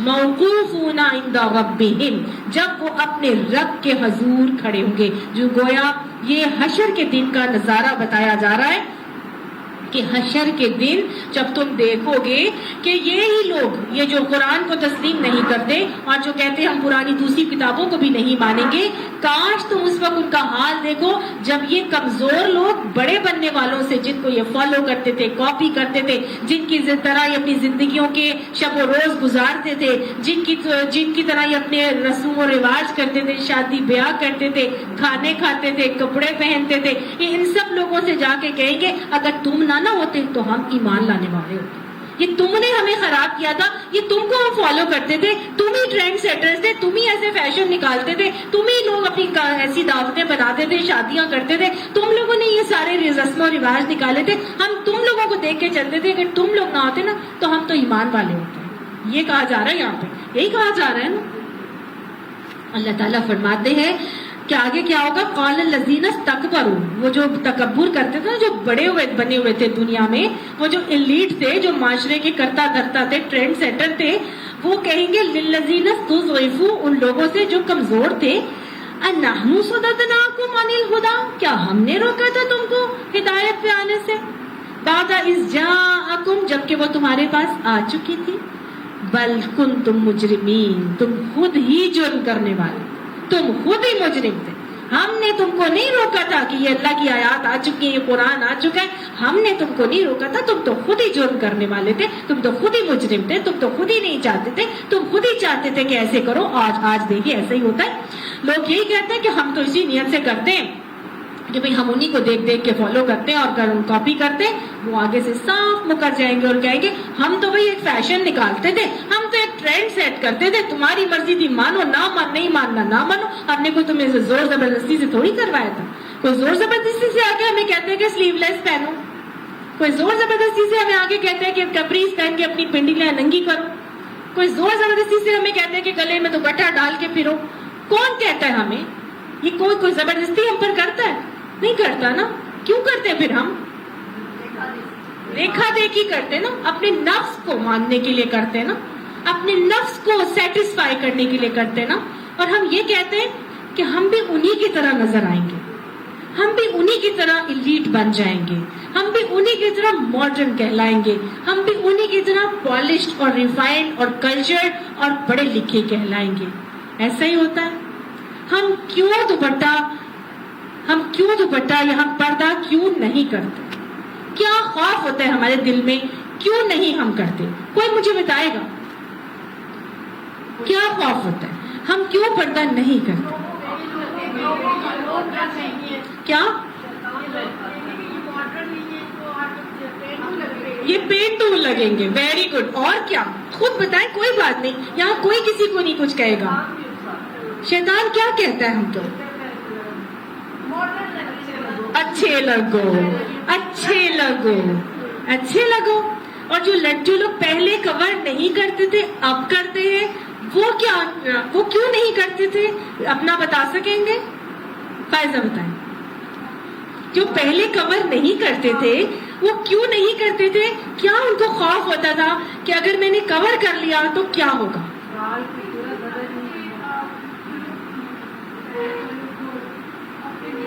To look good, basically. Stylish لگوں۔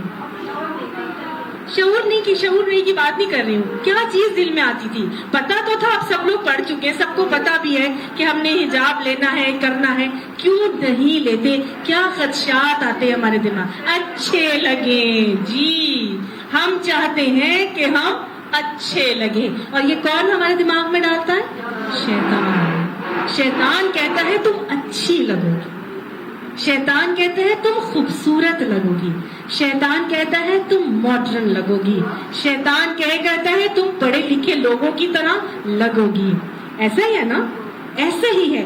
تو یہ جو کمزور ہیں یہ بڑے بننے والوں کو یہی کہیں گے، یہ بڑے بننے والے جو ایلیٹ ہیں، جو ٹرینڈ سیٹرز ہیں، وہ زبردستی تو ہم سے نہیں کوئی کام کروا رہے نا، لیکن یہ شیطان ہمارے دماغوں میں ڈالے گا، اور وہی اس وقت کہہ دیں گے ہم نے تو تم سے زبردستی نہیں کہا تھا کہ تم جو کھول کے باہر آؤ اور تم جو ہے وہ پردہ نہ کرو، یا تم سلیو لیس پہنو، یا تم اس طرح، تم تو خود ہی کرتی تھی، تم تو یہ چاہتی تھی کہ اپنی نفس کی تسلی، میں اچھی لگوں، ہے نا؟ نہ ہمیں کوئی ٹرینڈ سیٹر کہتا ہے، نہ ہمیں کوئی اور جبرن کرواتا ہے، بلکہ یہ ہمارے اندر سے شیطان ہمیں بہکاوے دلاتا ہے، آرزویں امیدیں دلاتا ہے، الجھاتا ہے، اور ہمیں وسوسے ڈال ڈال کے کیا کہتا ہے؟ تم اچھی لگو، ہے نا؟ بچیوں کو بھی کہتا ہے، بچیاں بھی اسی لیے تیار ہو کے باہر نکلتی ہیں، لڑکیاں بھی اسی لیے نکلتی ہیں، خواتین بھی اسی لیے نکلتی ہیں کہ تم اچھی لگو گی، اچھی ضرور لگے لیکن معاشرے کی دلہن نہیں بننا، اچھی ضرور لگے لیکن محرموں کو اچھی لگے، نا محرموں کو اچھی نہیں لگے۔ دین سجنے سورنے کو منع نہیں کرتا، خوبصورت بننے کو منع نہیں کرتا، لیکن محرموں کے آگے کرنا۔ تو بس یہی وہ کہیں گے کہ ہم نے تم سے نہیں کہا تھا کہ تم اللہ سے کفر کرو یا ہمیں اس کا ہمسر ٹھہراؤ، بل مکر اللیل والنہاری، بلکہ مکاری تھی راتوں کی اور دن کی، یعنی شب و روز کی مکاری تھی۔ استامروننا، جبکہ تم حکم دیتے تھے ہم کو، ان نکفر باللہ، یہ کہ ہم کفر کریں اللہ سے، ونجعل لہ اندادا، اور ہم بنائیں اللہ کے لیے شریک۔ کس کو شریک بنایا یہاں پر؟ شیطان کو اور اپنے نفس کو۔ اللہم لا تجعلنا منہم، اللہم اغفر لنا وللمؤمنین والمؤمنات والمسلمین والمسلمات، ربنا ظلمنا انفسنا وان لم تغفر لنا وترحمنا لنکونن من الخاسرین۔ اللہ ہمیں نفس کے شرور میں پھنسنے سے محفوظ فرما دے، اللہ شیطان کے خلاف اٹھ کھڑے ہونے کی ہمیں توفیق عطا فرما دے۔ اللہ سبحانہ تعالیٰ جس وقت شیطان ہمارا ہاتھ غلطی کی طرف لے کے جا رہا ہو، گناہ کی طرف لے کے جا رہا ہو، اللہ فرشتوں کو ہمارا مددگار بنا کے اللہ اس غلط عمل سے ہمیں روکنے والا خوش نصیب بنا دے۔ وَأَسَرُّوا، اور وہ چھپائیں گے، ندامت کو، یعنی وہ اپنے دلوں میں ندامت کریں گے، پچھتائیں گے، لما رأوا العذاب، جب کبھی وہ عذاب کو دیکھیں گے تو وہ اپنے دلوں میں پچھتائیں گے۔ اللہم لا تجعلنا منہم، اللہ دنیا میں ہی ہمیں اپنی اصلاح کی توفیق عطا فرما دے۔ وجعلنا الاغلال، اور بنا دی ہم نے، رکھ دیں گے ہم ان کے اغلال، توق فی اعناق، گردنوں میں، الذین کفروا، جنہوں نے کفر کیا تھا، یعنی ہم ان منکرین حق کے گلوں میں توق ڈال دیں گے۔ کیوں؟ کیونکہ انہوں نے تو دنیا میں اپنے گردنوں میں توق ڈال کے رکھے تھے، انہوں نے تو توق ڈال کے رکھے تھے۔ توق کیا تھا؟ توق وہ کالر ہوتا ہے نا، جو سروائیکل کی پرابلم ہونے پر یہاں ہم پہن لیتے ہیں، تو وہ کیسا ہوتا ہے؟ جب ہم اس کو پہن لیتے ہیں تو ہم اپنے منہ کو اٹھا کے ایسے رکھتے ہیں، بس نہ ہم یوں موڑ سکتے ہیں نہ ہم یوں موڑ سکتے ہیں، کیا کرتے ہیں؟ ہمیں یوں مڑنا پڑتا ہے ادھر دیکھنے کے لیے، ایسے ہی ہوتا ہے۔ تو ہم نے اپنے گردنوں میں کون سے توق ڈال کے رکھے ہیں؟ ضد کے توق، ڈٹائی کے توق، انا پرستی کے توق، تکبر کے توق، حب دنیا کے توق ڈال کے رکھے ہیں نا۔ یہ توق ڈال کے رکھے ہوں گے تو اللہ تعالیٰ فرماتا ہے پھر جب عذاب دیکھیں گے نا تو اپنے دلوں میں پچھتائیں گے۔ اللہ یہ توق ہماری گردنوں سے اتار پھینک دے۔ ان کو ادھر ادھر کچھ نظر نہیں آتا، جب توق ڈلے ہوتے نا ضد کے تو پھر ان کو کوئی بات سمجھ میں نہیں آتی، جو مرضی ان کو کہہ دو، جس طرح سے مرضی سمجھا دو، جب تک کہ ضد، تکبر، ڈٹائی اور نہ کے توق ہوتے ہیں، دنیا کی محبت کے توق ہوتے ہیں، کوئی چیز سمجھ میں نہیں آتا۔ ان توقوں کو اتار کے اور دل کی گہرائی کے ساتھ تفکر، تدبر کر کے قرآن کی آیات پہ جب غور کر کے پڑھیں گے انشاءاللہ اللہ سبحانہ تعالیٰ اعمال میں اصلاح بھی عطا فرمائیں گے۔ هل يجزون الا ما كانوا يعملون، کیا نہیں ہے کوئی وہ بدلہ، کیا نہیں وہ بدلہ دیے جائیں گے مگر جو وہ عمل کرتے تھے اسی کا ان کو بدلہ دیا جائے گا۔ جو عمل وہ کریں گے بدلہ اسی کا ملے گا۔ اگر وہ توق نکال کے اللہ کے اپنے گردنوں سے ان توقوں کو اتار کے اللہ کے احکامات پر چلیں گے، اللہ کی سرکشی سے بچ کر اللہ کی فرما برداری اختیار کر کے چلیں گے تو پھر ان کو ویسا ہی بدلہ دیا جائے گا، اور اگر وہ ضد اور ٹٹائی کے ساتھ جمے رہیں گے تو پھر ان کو ویسا ہی بدلہ دیا جائے گا۔ اللہ ظالم نہیں ہے اور وہ ظلم نہیں کرتا۔ وَمَا أَرْسَلْنَا، اور نہیں بھیجا ہم نے، فی قریۃ، کسی بستی میں، من نذیر، ڈرانے والا، الا قال مترفوها، مگر کہا اس جگہ کے مترفین نے، جو کھاتے پیتے لوگ تھے نا، ان کے پاس جب بھی کوئی رسول بھیجا گیا تو ان کے مترفین یعنی کھاتے پیتے طبقے نے یہ کہا کہ انا، بے شک ہم، بما ارسلتم بہ کافرون، جو تم بھیجے گئے ہو ان ساتھ اس کے ہم کفر کرتے ہیں۔ ہر زمانے میں کھاتے پیتا طبقہ انبیاء کا یا رسولوں کی تکذیب کا معاملہ کرتا رہا۔ وقالوا، اور وہ کہنے لگے نحنو اکثرون، ہم زیادہ ہیں، اموالن مال میں، و اولادن اور اولاد میں، وما نحنو بمعذبین اور نہیں ہیں ہم ساتھ عذاب دیے جانے والے. یعنی اللہ نے تو ہمیں اتنا مال اتنا اولاد عطا فرمائی ہے، ہمیں کوئی عذاب نہیں دیا جائے گا. ٹھیک ہے، تو اللہ تعالیٰ فرماتے ہیں کہ ہر بستی میں جب بھی کوئی نبی بھیجا گیا وہاں کی اپوزیشن ہمیشہ کھاتے پیتے ایلیٹ طبقے نے کی، اور وہ کیا کہتے تھے؟ جو تم بھیجے گئے ہو ہم اس کا انکار کرتے ہیں، ہم مال اور اولاد میں تم سے زیادہ ہیں، ہمیں کوئی عذاب نہیں دیا جائے گا. ہمیشہ دنیا جب سے بنی ہے نا، ہمیشہ یہی معاملہ رہا کہ عیش اور عشرت کے نشے میں مخمور ہو کر لوگ جو زیادہ اللہ تعالیٰ کی طرف سے نوازے گئے ہوتے تھے نا، وہ نہ صرف حق کی مخالفت کرتے تھے بلکہ انکاری ہو کے انبیاء کی تکذیب بھی کرتے تھے. اور وہ سمجھتے تھے کہ یہ مال اور اولاد جو ہے نا، اگر دنیا میں اللہ ہمیں دے رہے اللہ تو ہمیں آخرت میں بھی دے گا. تو یاد رکھنا چاہیے کہ یہ مال اور اولاد یا عہدہ اقتدار اللہ کی رضا کا کرائٹیریا اور پیمانہ کبھی بھی نہیں ہوتا. اللہ سبحانہ تعالیٰ فرماتے ہیں اَيَحْسَبُونَ، کیا وہ گمان رکھتے ہیں، انما نمدہم، یہ کہ وہ ڈھیل دیے جائیں گے بھی ساتھ اس کے مالیوں و بنینا اور بیٹوں، مال سے اور بیٹوں سے، نسارع لہم فی الخیرات، کہ ہم انہیں بھلائیاں دینے میں سرگرم عمل ہیں. کیا وہ یہ سمجھتے ہیں کہ ہم جو انہیں مال اور اولاد دے رہے ہیں تو انہیں خود بھلائیاں دے رہے ہیں؟ بل لا یشعرون، بلکہ وہ اس کا شعور نہیں رکھتے. یہ اللہ نے قرآن پاک میں ایک اور جگہ فرمایا، اور ایک اور جگہ اللہ تعالیٰ فرماتے ہیں، تو اس کا ترجمہ میں بتاتی ہوں کہ ان کافروں کے مال اور اولاد سے آپ تعجب نہ کریں، کیونکہ اللہ کا یہ ارادہ ہے کہ ان کو اسی مال اور اولاد کے ذریعے سے دنیا میں مبتلا عذاب کر دے، اور انجام کار ان کی جان، ان کا انجام کار کیا ہے کہ ان کی جان اسی حالت کفر میں نکل جائے.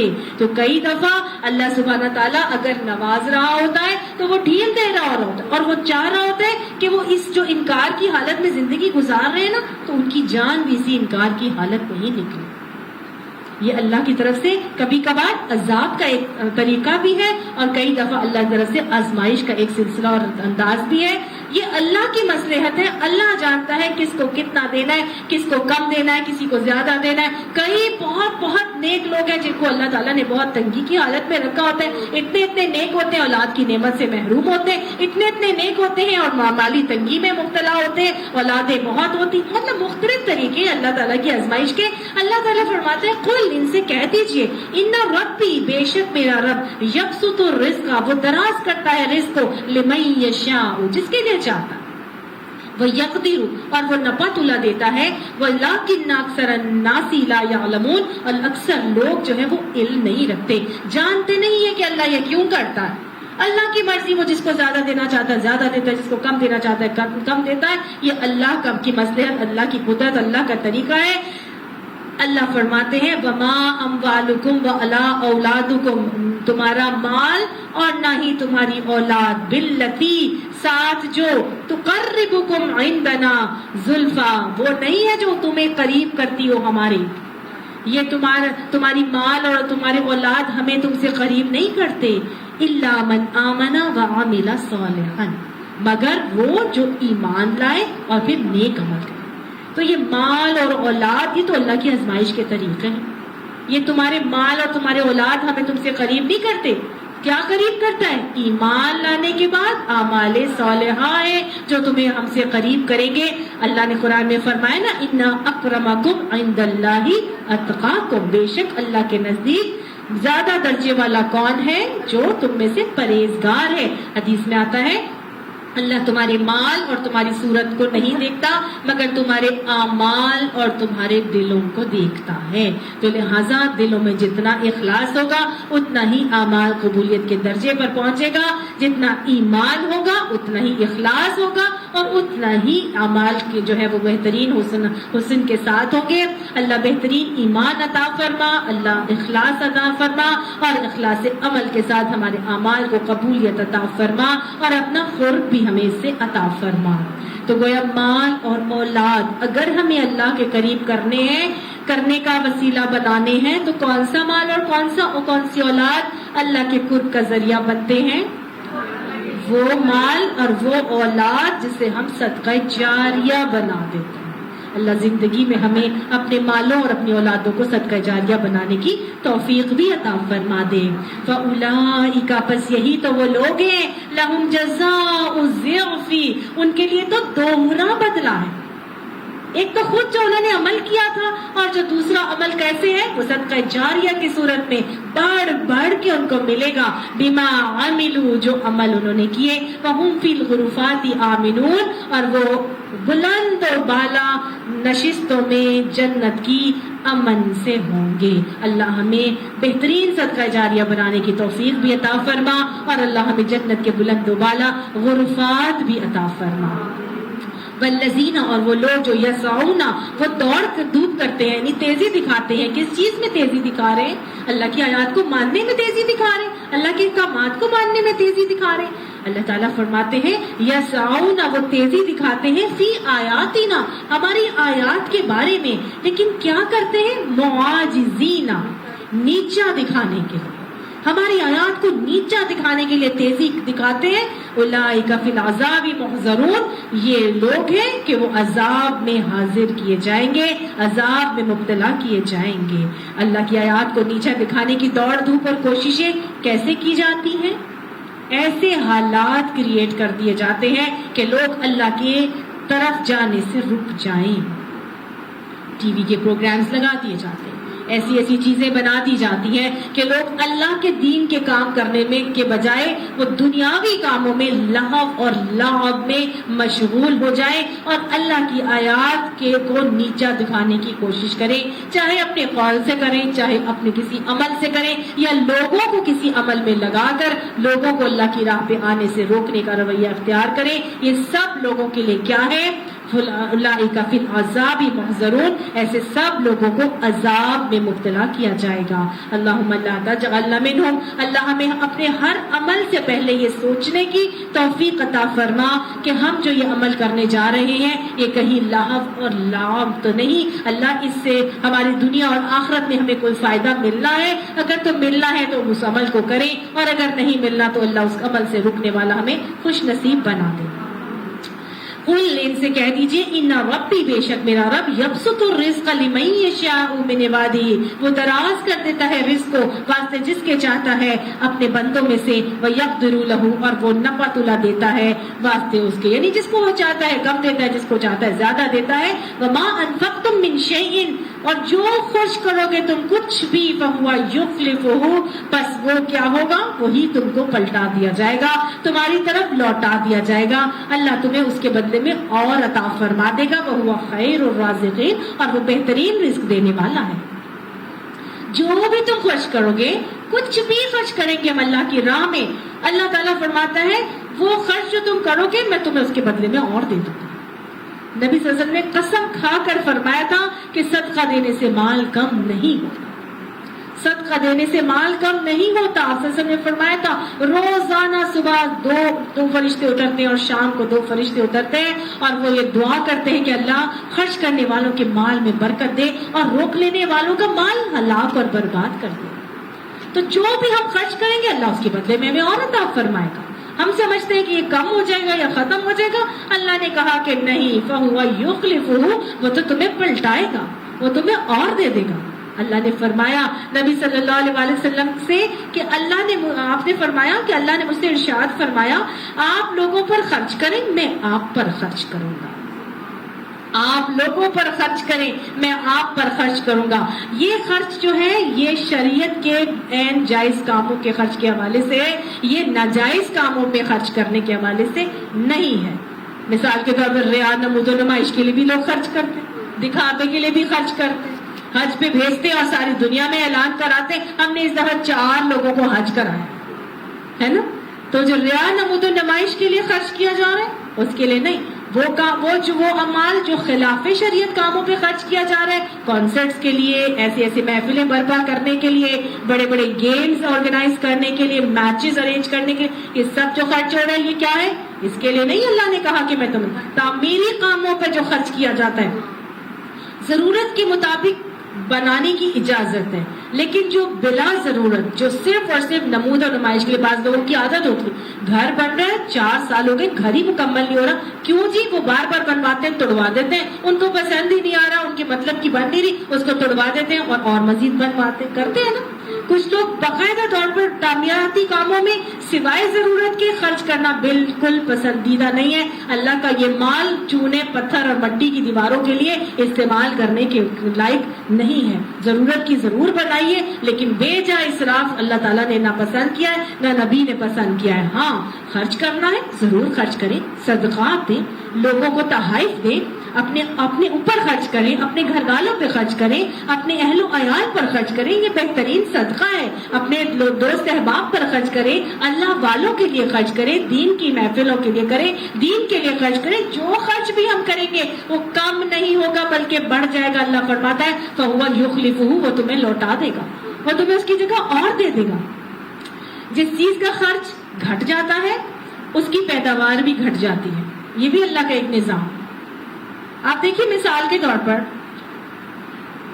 ہم پوری دنیا میں بکرے اور گائے وغیرہ بہت کھائے جاتے ہیں، ٹھیک ہے، لیکن کبھی بھی ایسا نہیں ہوا کہ دنیا سے بکری گائے ختم ہو جائے۔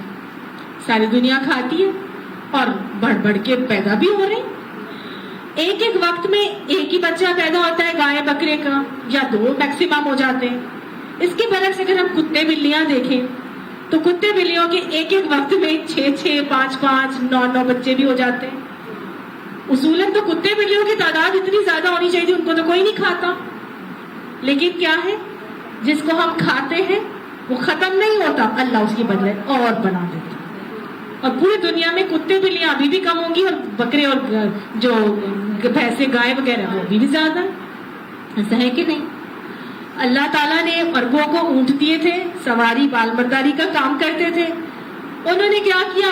انہوں نے ان کو اونٹوں پہ کام لینا چھوڑ دیا، مختلف قسم کی گاڑیاں اور ٹرکس اور ٹرالرز یہ سب آ گئے، نتیجتاً عرب کے اندر اونٹوں کی تعداد گھٹ گئی۔ یہ اللہ کا قانون ہے، یہ قانونی قدرت ہے۔ ہم اللہ کی راہ میں جتنا خرچ کریں گے وہ ہمیں اس کی بجائے اور زیادہ عطا فرمائے گا۔ ہمارے لیے کوئی کمی نہیں ہوگی، کوئی گھاٹا نہیں ہوگا، کچھ نہیں ہوگا۔ جب اللہ اتنی بڑی اور بڑی اپنی مخلوقات کے ساتھ ایسا معاملہ کر رہا ہے تو میرے اور آپ کے ساتھ ایسا معاملہ نہیں کرے گا۔ اگر میں اللہ کی راہ میں اپنی اولاد کو دوں گی تو کیا اللہ تعالیٰ مجھے بڑھ بڑھ کے صدقہ جاریہ کی صورت میں اور زیادہ عطا نہیں فرمائے گا؟ اگر اللہ نے مجھے ایک اولاد دی ہے، میں کہ اللہ مجھے بہت زیادہ اولادیں دیتا تو میں کوئی گارنٹی دے سکتی تھی کہ نہیں میں اس اولاد کو اپنے لیے صدقہ جاریہ بنا دوں گی؟ لیکن اگر میں ایک اولاد کو بھی اپنے لیے صدقہ جاریہ بناتی ہوں تو پتہ نہیں اللہ اس کے برعکس میں مجھے کتنی صدقہ جاریہ مختلف اولادوں کی صورت میں عطا فرمائے گی۔ یہ اللہ کا قانون ہے، اللہ کا قاعدہ ہے، یاد رکھیے گا۔ اللہ نے فرما دیا وَهُوَ خَيْرُ الرَّازِقِينَ، وہ بہترین رزق دینے والا ہے۔ جو ہم خرچ کریں گے اللہ کی راہ میں وہ کم نہیں ہوگا، وہ پلٹا کے فَهُوَ يُخْلِفُهُ، وہ تمہیں اس کی بجائے اور زیادہ عطا فرمائے گا۔ رزق صرف اور صرف مال نہیں ہوتا، اولاد بھی ہوتا ہے، اپنی صلاحیتیں بھی ہوتی ہیں، اپنی قوتیں بھی ہوتی ہیں، اپنی نیندیں تھکاوٹیں بھی ہیں، اور اپنے سارے کے سارے وسائل اور اسباب جو اللہ نے مجھے عطا فرمائے یہ سارے بھی اللہ کا رزق ہی ہیں۔ اس کو اللہ کی راہ میں لگائیں گے اللہ اور عطا فرمائے گا، کبھی بھی کمی نہیں کرے گا انشاءاللہ۔ یہ اللہ کا وعدہ ہے۔ وَيَوْمَ يَحْشُرُهُمْ جَمِيعًا، اور دن کہ وہ جمع کیے جائیں گے اس کے اندر سب کے سب۔ ثُمَّ يَقُولُ لِلْمَلَائِكَةِ، پھر وہ کہیں گے واسطے ملائکہ کے أَهَٰؤُلَاءِ إِيَّاكُمْ كَانُوا يَعْبُدُونَ، کیا یہی وہ لوگ ہیں جو تمہاری ہی عبادت کیا کرتے تھے؟ یعنی انسان اور جنوں کو اللہ تعالیٰ ان فرشتوں کو جمع کرے گا اور پوچھے گا کہ کیا یہ لوگ تمہاری عبادت کرتے تھے؟ تو وہ کیا کہیں گے؟ قالوا، وہ کہیں گے سبحانک، پاک ہے تو، انت ولینا، تو ہمارا ولی ہے، من دونہم، سوائے ان کے، یعنی تو ہی ہمارا ولی ہے، ہمارا تعلق تیرے سے ہے، ان کے ساتھ ہمارا تعلق نہیں ہے۔ فرشتے کیا کہیں گے؟ اللہ تو ہمارا ولی ہے، ہم تیری عبادت کرتے تھے، ان کی نہیں کرتے تھے۔ بل کانوا یعبدون الجن، یہ تو عبادت کرتے تھے جنوں کی، یہ فرشتوں کی عبادت نہیں کرتے تھے، یہ تو جنوں کی عبادت کرتے تھے۔ اکثرهم بهم مؤمنون، اور اکثر ان میں سے انہی پر ایمان لائے ہوتے ہیں۔ جنات بھی ایسے ہی نظر نہیں آتے، مختلف کام کر دیتے ہیں، فرشتے بھی نظر نہیں آتے، مختلف کام کر دیتے ہیں، تو لوگ کیا کہتے ہیں؟ یہ جی فرشتے ہیں، ایسے ایسے کام ہو گیا۔ وہ کس پر ایمان لائے ہوئے تھے؟ جنات کے اوپر ایمان لائے ہوئے تھے۔ فَالْيَوْمَ لَا يَمْلِكُ، پس دن کہ نہیں وہ اختیار رکھیں گے نہیں وہ اختیار رکھیں گے تم کو، بعضکم لبعض، بعض تمہارے واسطے بعض کے، نفعاً کسی نفع کا، ولا ضرر، اور نہ ہی کسی نقصان کا۔ یعنی اس وقت ہم ان سے کیا کہیں گے کہ آج تم میں سے نہ کسی کو نقصان پہنچ سکتا ہے نہ نفع پہنچ سکتا ہے۔ وَنَقُولُ، اور ہم کہیں گے، لِلَّذِينَ، واسطے ان لوگوں کے ظلموا جنہوں نے ظلم کیا، ذُوقُوا عَذَابَ النَّارِ، چکھو آگ کا عذاب، الَّتِي كُنتُم بِهَا تُكَذِّبُونَ، اسی آگ کا عذاب جس کو تم جھٹلایا کرتے تھے۔ اللہ ہمیں فکر آخرت عطا فرما، اللہ عقیدہ آخرت پر ایمان کا عقیدہ ہمارا راسخ فرما دے، اور اللہ ہمیں شرک کی پہچان عطا فرما کے شرک سے بچنے کی توفیق عطا فرما۔ وَإِذَا تُتْلَى عَلَيْهِمْ آيَاتُنَا، اور جب پڑھی جاتی ہیں اوپر ان کے ہماری آیات، بَيِّنَاتٍ، واضح بین، قالوا، تو وہ سب کہتے ہیں، ما ھذا، یہ کیا ہے، نہیں ہے یہ، الا رجل، مگر ایک آدمی، یریدو، وہ یہ چاہتا ہے، ان یصدکم، یہ کہ وہ روک دے تم کو، اما کان یعبد آباءکم، اس چیز سے کہ جس کی عبادت ہمارے باپ دادا کرتے تھے۔ یعنی جب اللہ کی آیات صاف صاف سنائی جاتی تھی تو وہ کیا کہتے تھے؟ یہ شخص یہ چاہتا ہے کہ ہمارے معبودوں سے وہ ہمیں دور کر دے، اور ان معبودوں سے جن کی ہمارے باپ دادا عبادت کرتے تھے۔ وقالوا، اور وہ کہیں گے، ما ھذا الا افک مفترا، یہ نہیں ہے قرآن مگر ایک گڑی ہوئی چیز، جھوٹ گڑا ہوا۔ قرآن کو بھی نہیں مانتے تو کہتے ہیں جھوٹ گڑا ہوا ہے۔ وقال الذین کفروا للحق، اور کہیں کہ وہ لوگ جنہوں نے کفر کیا واسطے حق کے، لما جاءہم، جب کہ ان کے پاس آ جائے گا، ان ھذا الا سحر مبین، نہیں ہے یہ مگر ایک سحر کھلا جادو ہے۔ وما آتیناہم، اور نہیں ہے دیا ہم نے ان کو، من کتب، کوئی کتاب، یعنی وہ یہ بھی کہتے تھے کہ یہ جو قرآن ہے یہ تو بس ایک جادو ہے گھڑا ہوا، اور جھوٹ ہے گھڑا ہوا، اور کھلا جادو ہے، اور ہم نے کوئی ان کو کتاب شتاب نہیں دیا، یدرسونہا، جس کو وہ پڑھتے تھے، وما ارسلنا، اور نہیں بھیجا ہم نے الیہم، ان کی طرف، قبلک من نذیر، اس سے پہلے کوئی رسول، یعنی ڈرانے والا، اس سے پہلے کوئی ڈرانے والا بھی ہمارے پاس نہیں آیا تھا، کوئی کتاب بھی ہمارے پاس نہیں آئی تھی، کچھ بھی ہمارے پاس، یعنی مطلب وہ انکار کرنے والے صاف صاف مکر جاتے تھے۔ وَكَذَّبَ الَّذِينَ مِن قَبْلِهِمْ، اور جھٹلایا تھا ان سے پہلے بھی لوگوں نے، وَمَا بَلَغُوا، اور نہیں وہ پہنچے، مِعْشَارَ عشر عشیر کو، مَا آتَيْنَاهُمْ، جو دیا ہم نے ان کو، فَكَذَّبُوا رُسُلِي، پس انہوں نے جھٹلا دیا میرے رسولوں کو، فَكَيْفَ كَانَ نَكِيرِ، تو دیکھ لو کہ میری سزا کیسی سخت تھی۔ یعنی اللہ نے جب انہوں نے ایسا کیا تو اللہ تعالیٰ فرماتا ہے کہ ہم نے جو کچھ انہیں جو پچھلے گزرے ہوئے لوگ تھے جو ان کو ہم نے عطا کیا تھا اس کا تو عشر عشیر بھی ہم نے ان لوگوں کو نہیں عطا کیا، لیکن انہوں نے بھی رسولوں کو جھٹلایا تھا، انہوں نے بھی رسولوں کو جھٹلایا ہے، تو پھر دیکھ لو کہ ان کو کیسا عذاب پہنچا تھا، تو ان کو کیسا عذاب پہنچے گا۔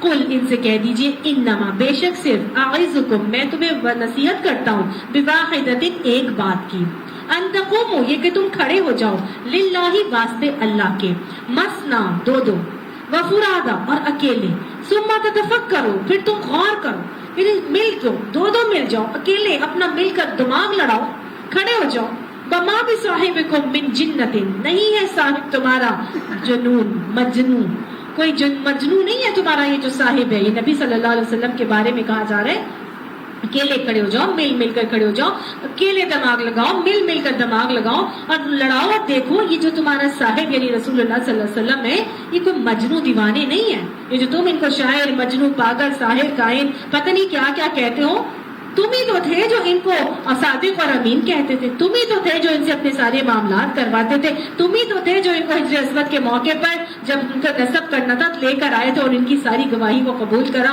تم ہی تو تھے جو ان کے اوپر اتنا ٹرسٹ کرتے تھے، لیکن تم ہی ہو ان کو جو ہے وہ مجنون بنا دیتے ہو۔ ان ہوا الا نذیر لکم، نہیں ہے یہ مگر ایک ڈرانے والا، متنبہ کرنے والا تم کو، بین یدی عذاب شدید، ایک سخت دن کے عذاب کی آمد سے پہلے یہ تم کو صرف اور صرف خبردار کرنے کے لیے آیا ہے، لہٰذا مان لو۔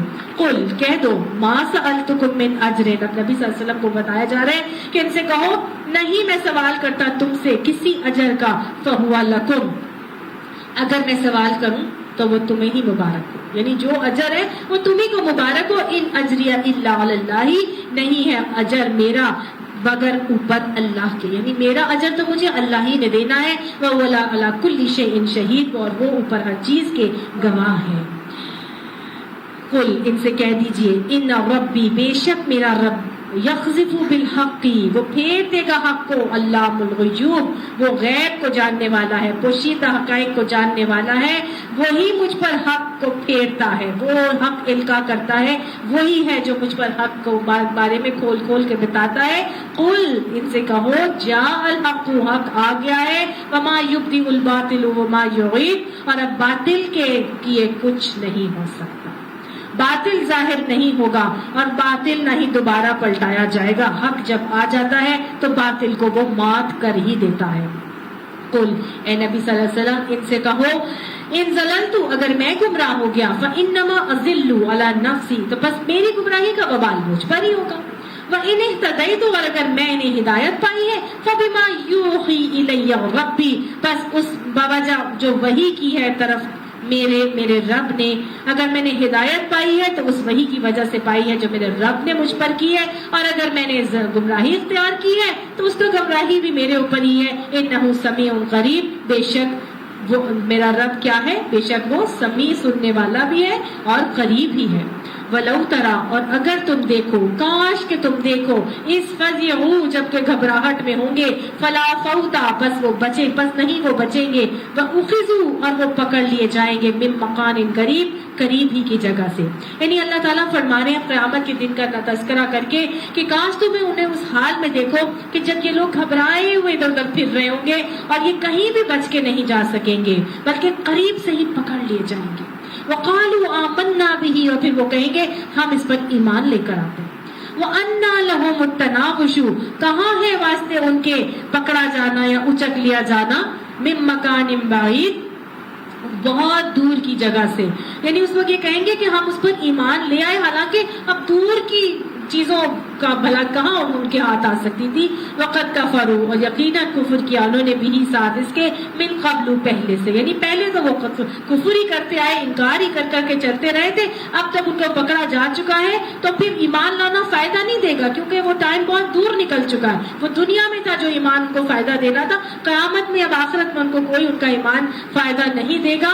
وَيَقْذِفُونَ، اور وہ پھینکے جائیں گے، بالغیب، ساتھ غیب کے، وہ پھینکتے ہیں ساتھ غیب کے، من مکان بعید، ساتھ دور کے، یعنی اس سے پہلے یہ کفر کر چکے تھے اور خواہ بلا تحقیق دور دور کی کوڑیاں لے کر آتے تھے اور کہتے تھے ہم تو یہ بھی کر لیں گے، ہم تو ایسا بھی ہو جائے گا، وحیلا، اور وہ حائل ہو جائیں گے، بینہم، درمیان ان کے، وہ بینا، اور درمیان ما یشتہون، جو وہ چاہیں گے، یعنی اس وقت وہ جس چیز کی تمنا کر رہے ہوں گے نا اس کے درمیان حائل کر دیے جائیں گے، اس سے محروم کر دیے جائیں گے۔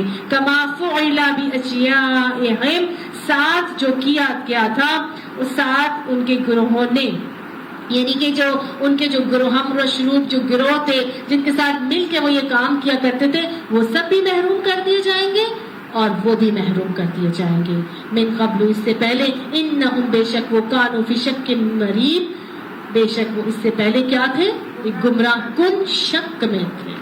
اصل وجہ یہ تھی کہ اللہ کی آیات میں ان کو شک تھا، یقین نہیں تھا، اسی لیے ان کا یہ رویہ اور انداز اور طریقہ بتایا جا رہا ہے کہ بعد میں وہ کہہ رہے ہوں گے کہ ہم ہمارے ساتھ صحیح کر دیں اور ہم ایمان لاتے ہیں، اب ہم ایمان لاتے ہیں، بعد میں وہ چیزیں ماننا شروع ہو جائیں گے، لیکن نہیں، ان کو بھی محروم کر دیا جائے گا اور ساتھ ان کے جتنے لوگ، جتنے ٹولیاں مل کر وہ غلط عمل کرتے تھے ان سب کو بھی محروم کر دیا جائے گا، اس لیے کہ وہ اللہ کی آیات پر شک کا رویہ اختیار کرتے تھے۔ اللہ قرآن کی آیات کے اوپر اگر کہیں ہمارے اندر کسی بھی قسم کا شک پایا جاتا ہے تو اللہ اس شک سے ہمیں آزاد کر دے، اللہ اس شک سے ہمارے دلوں کو خالی کر کے اللہ اپنا یقین کامل عطا فرما، اللہ ان آیات کے اوپر حق بات کو تصدیق کر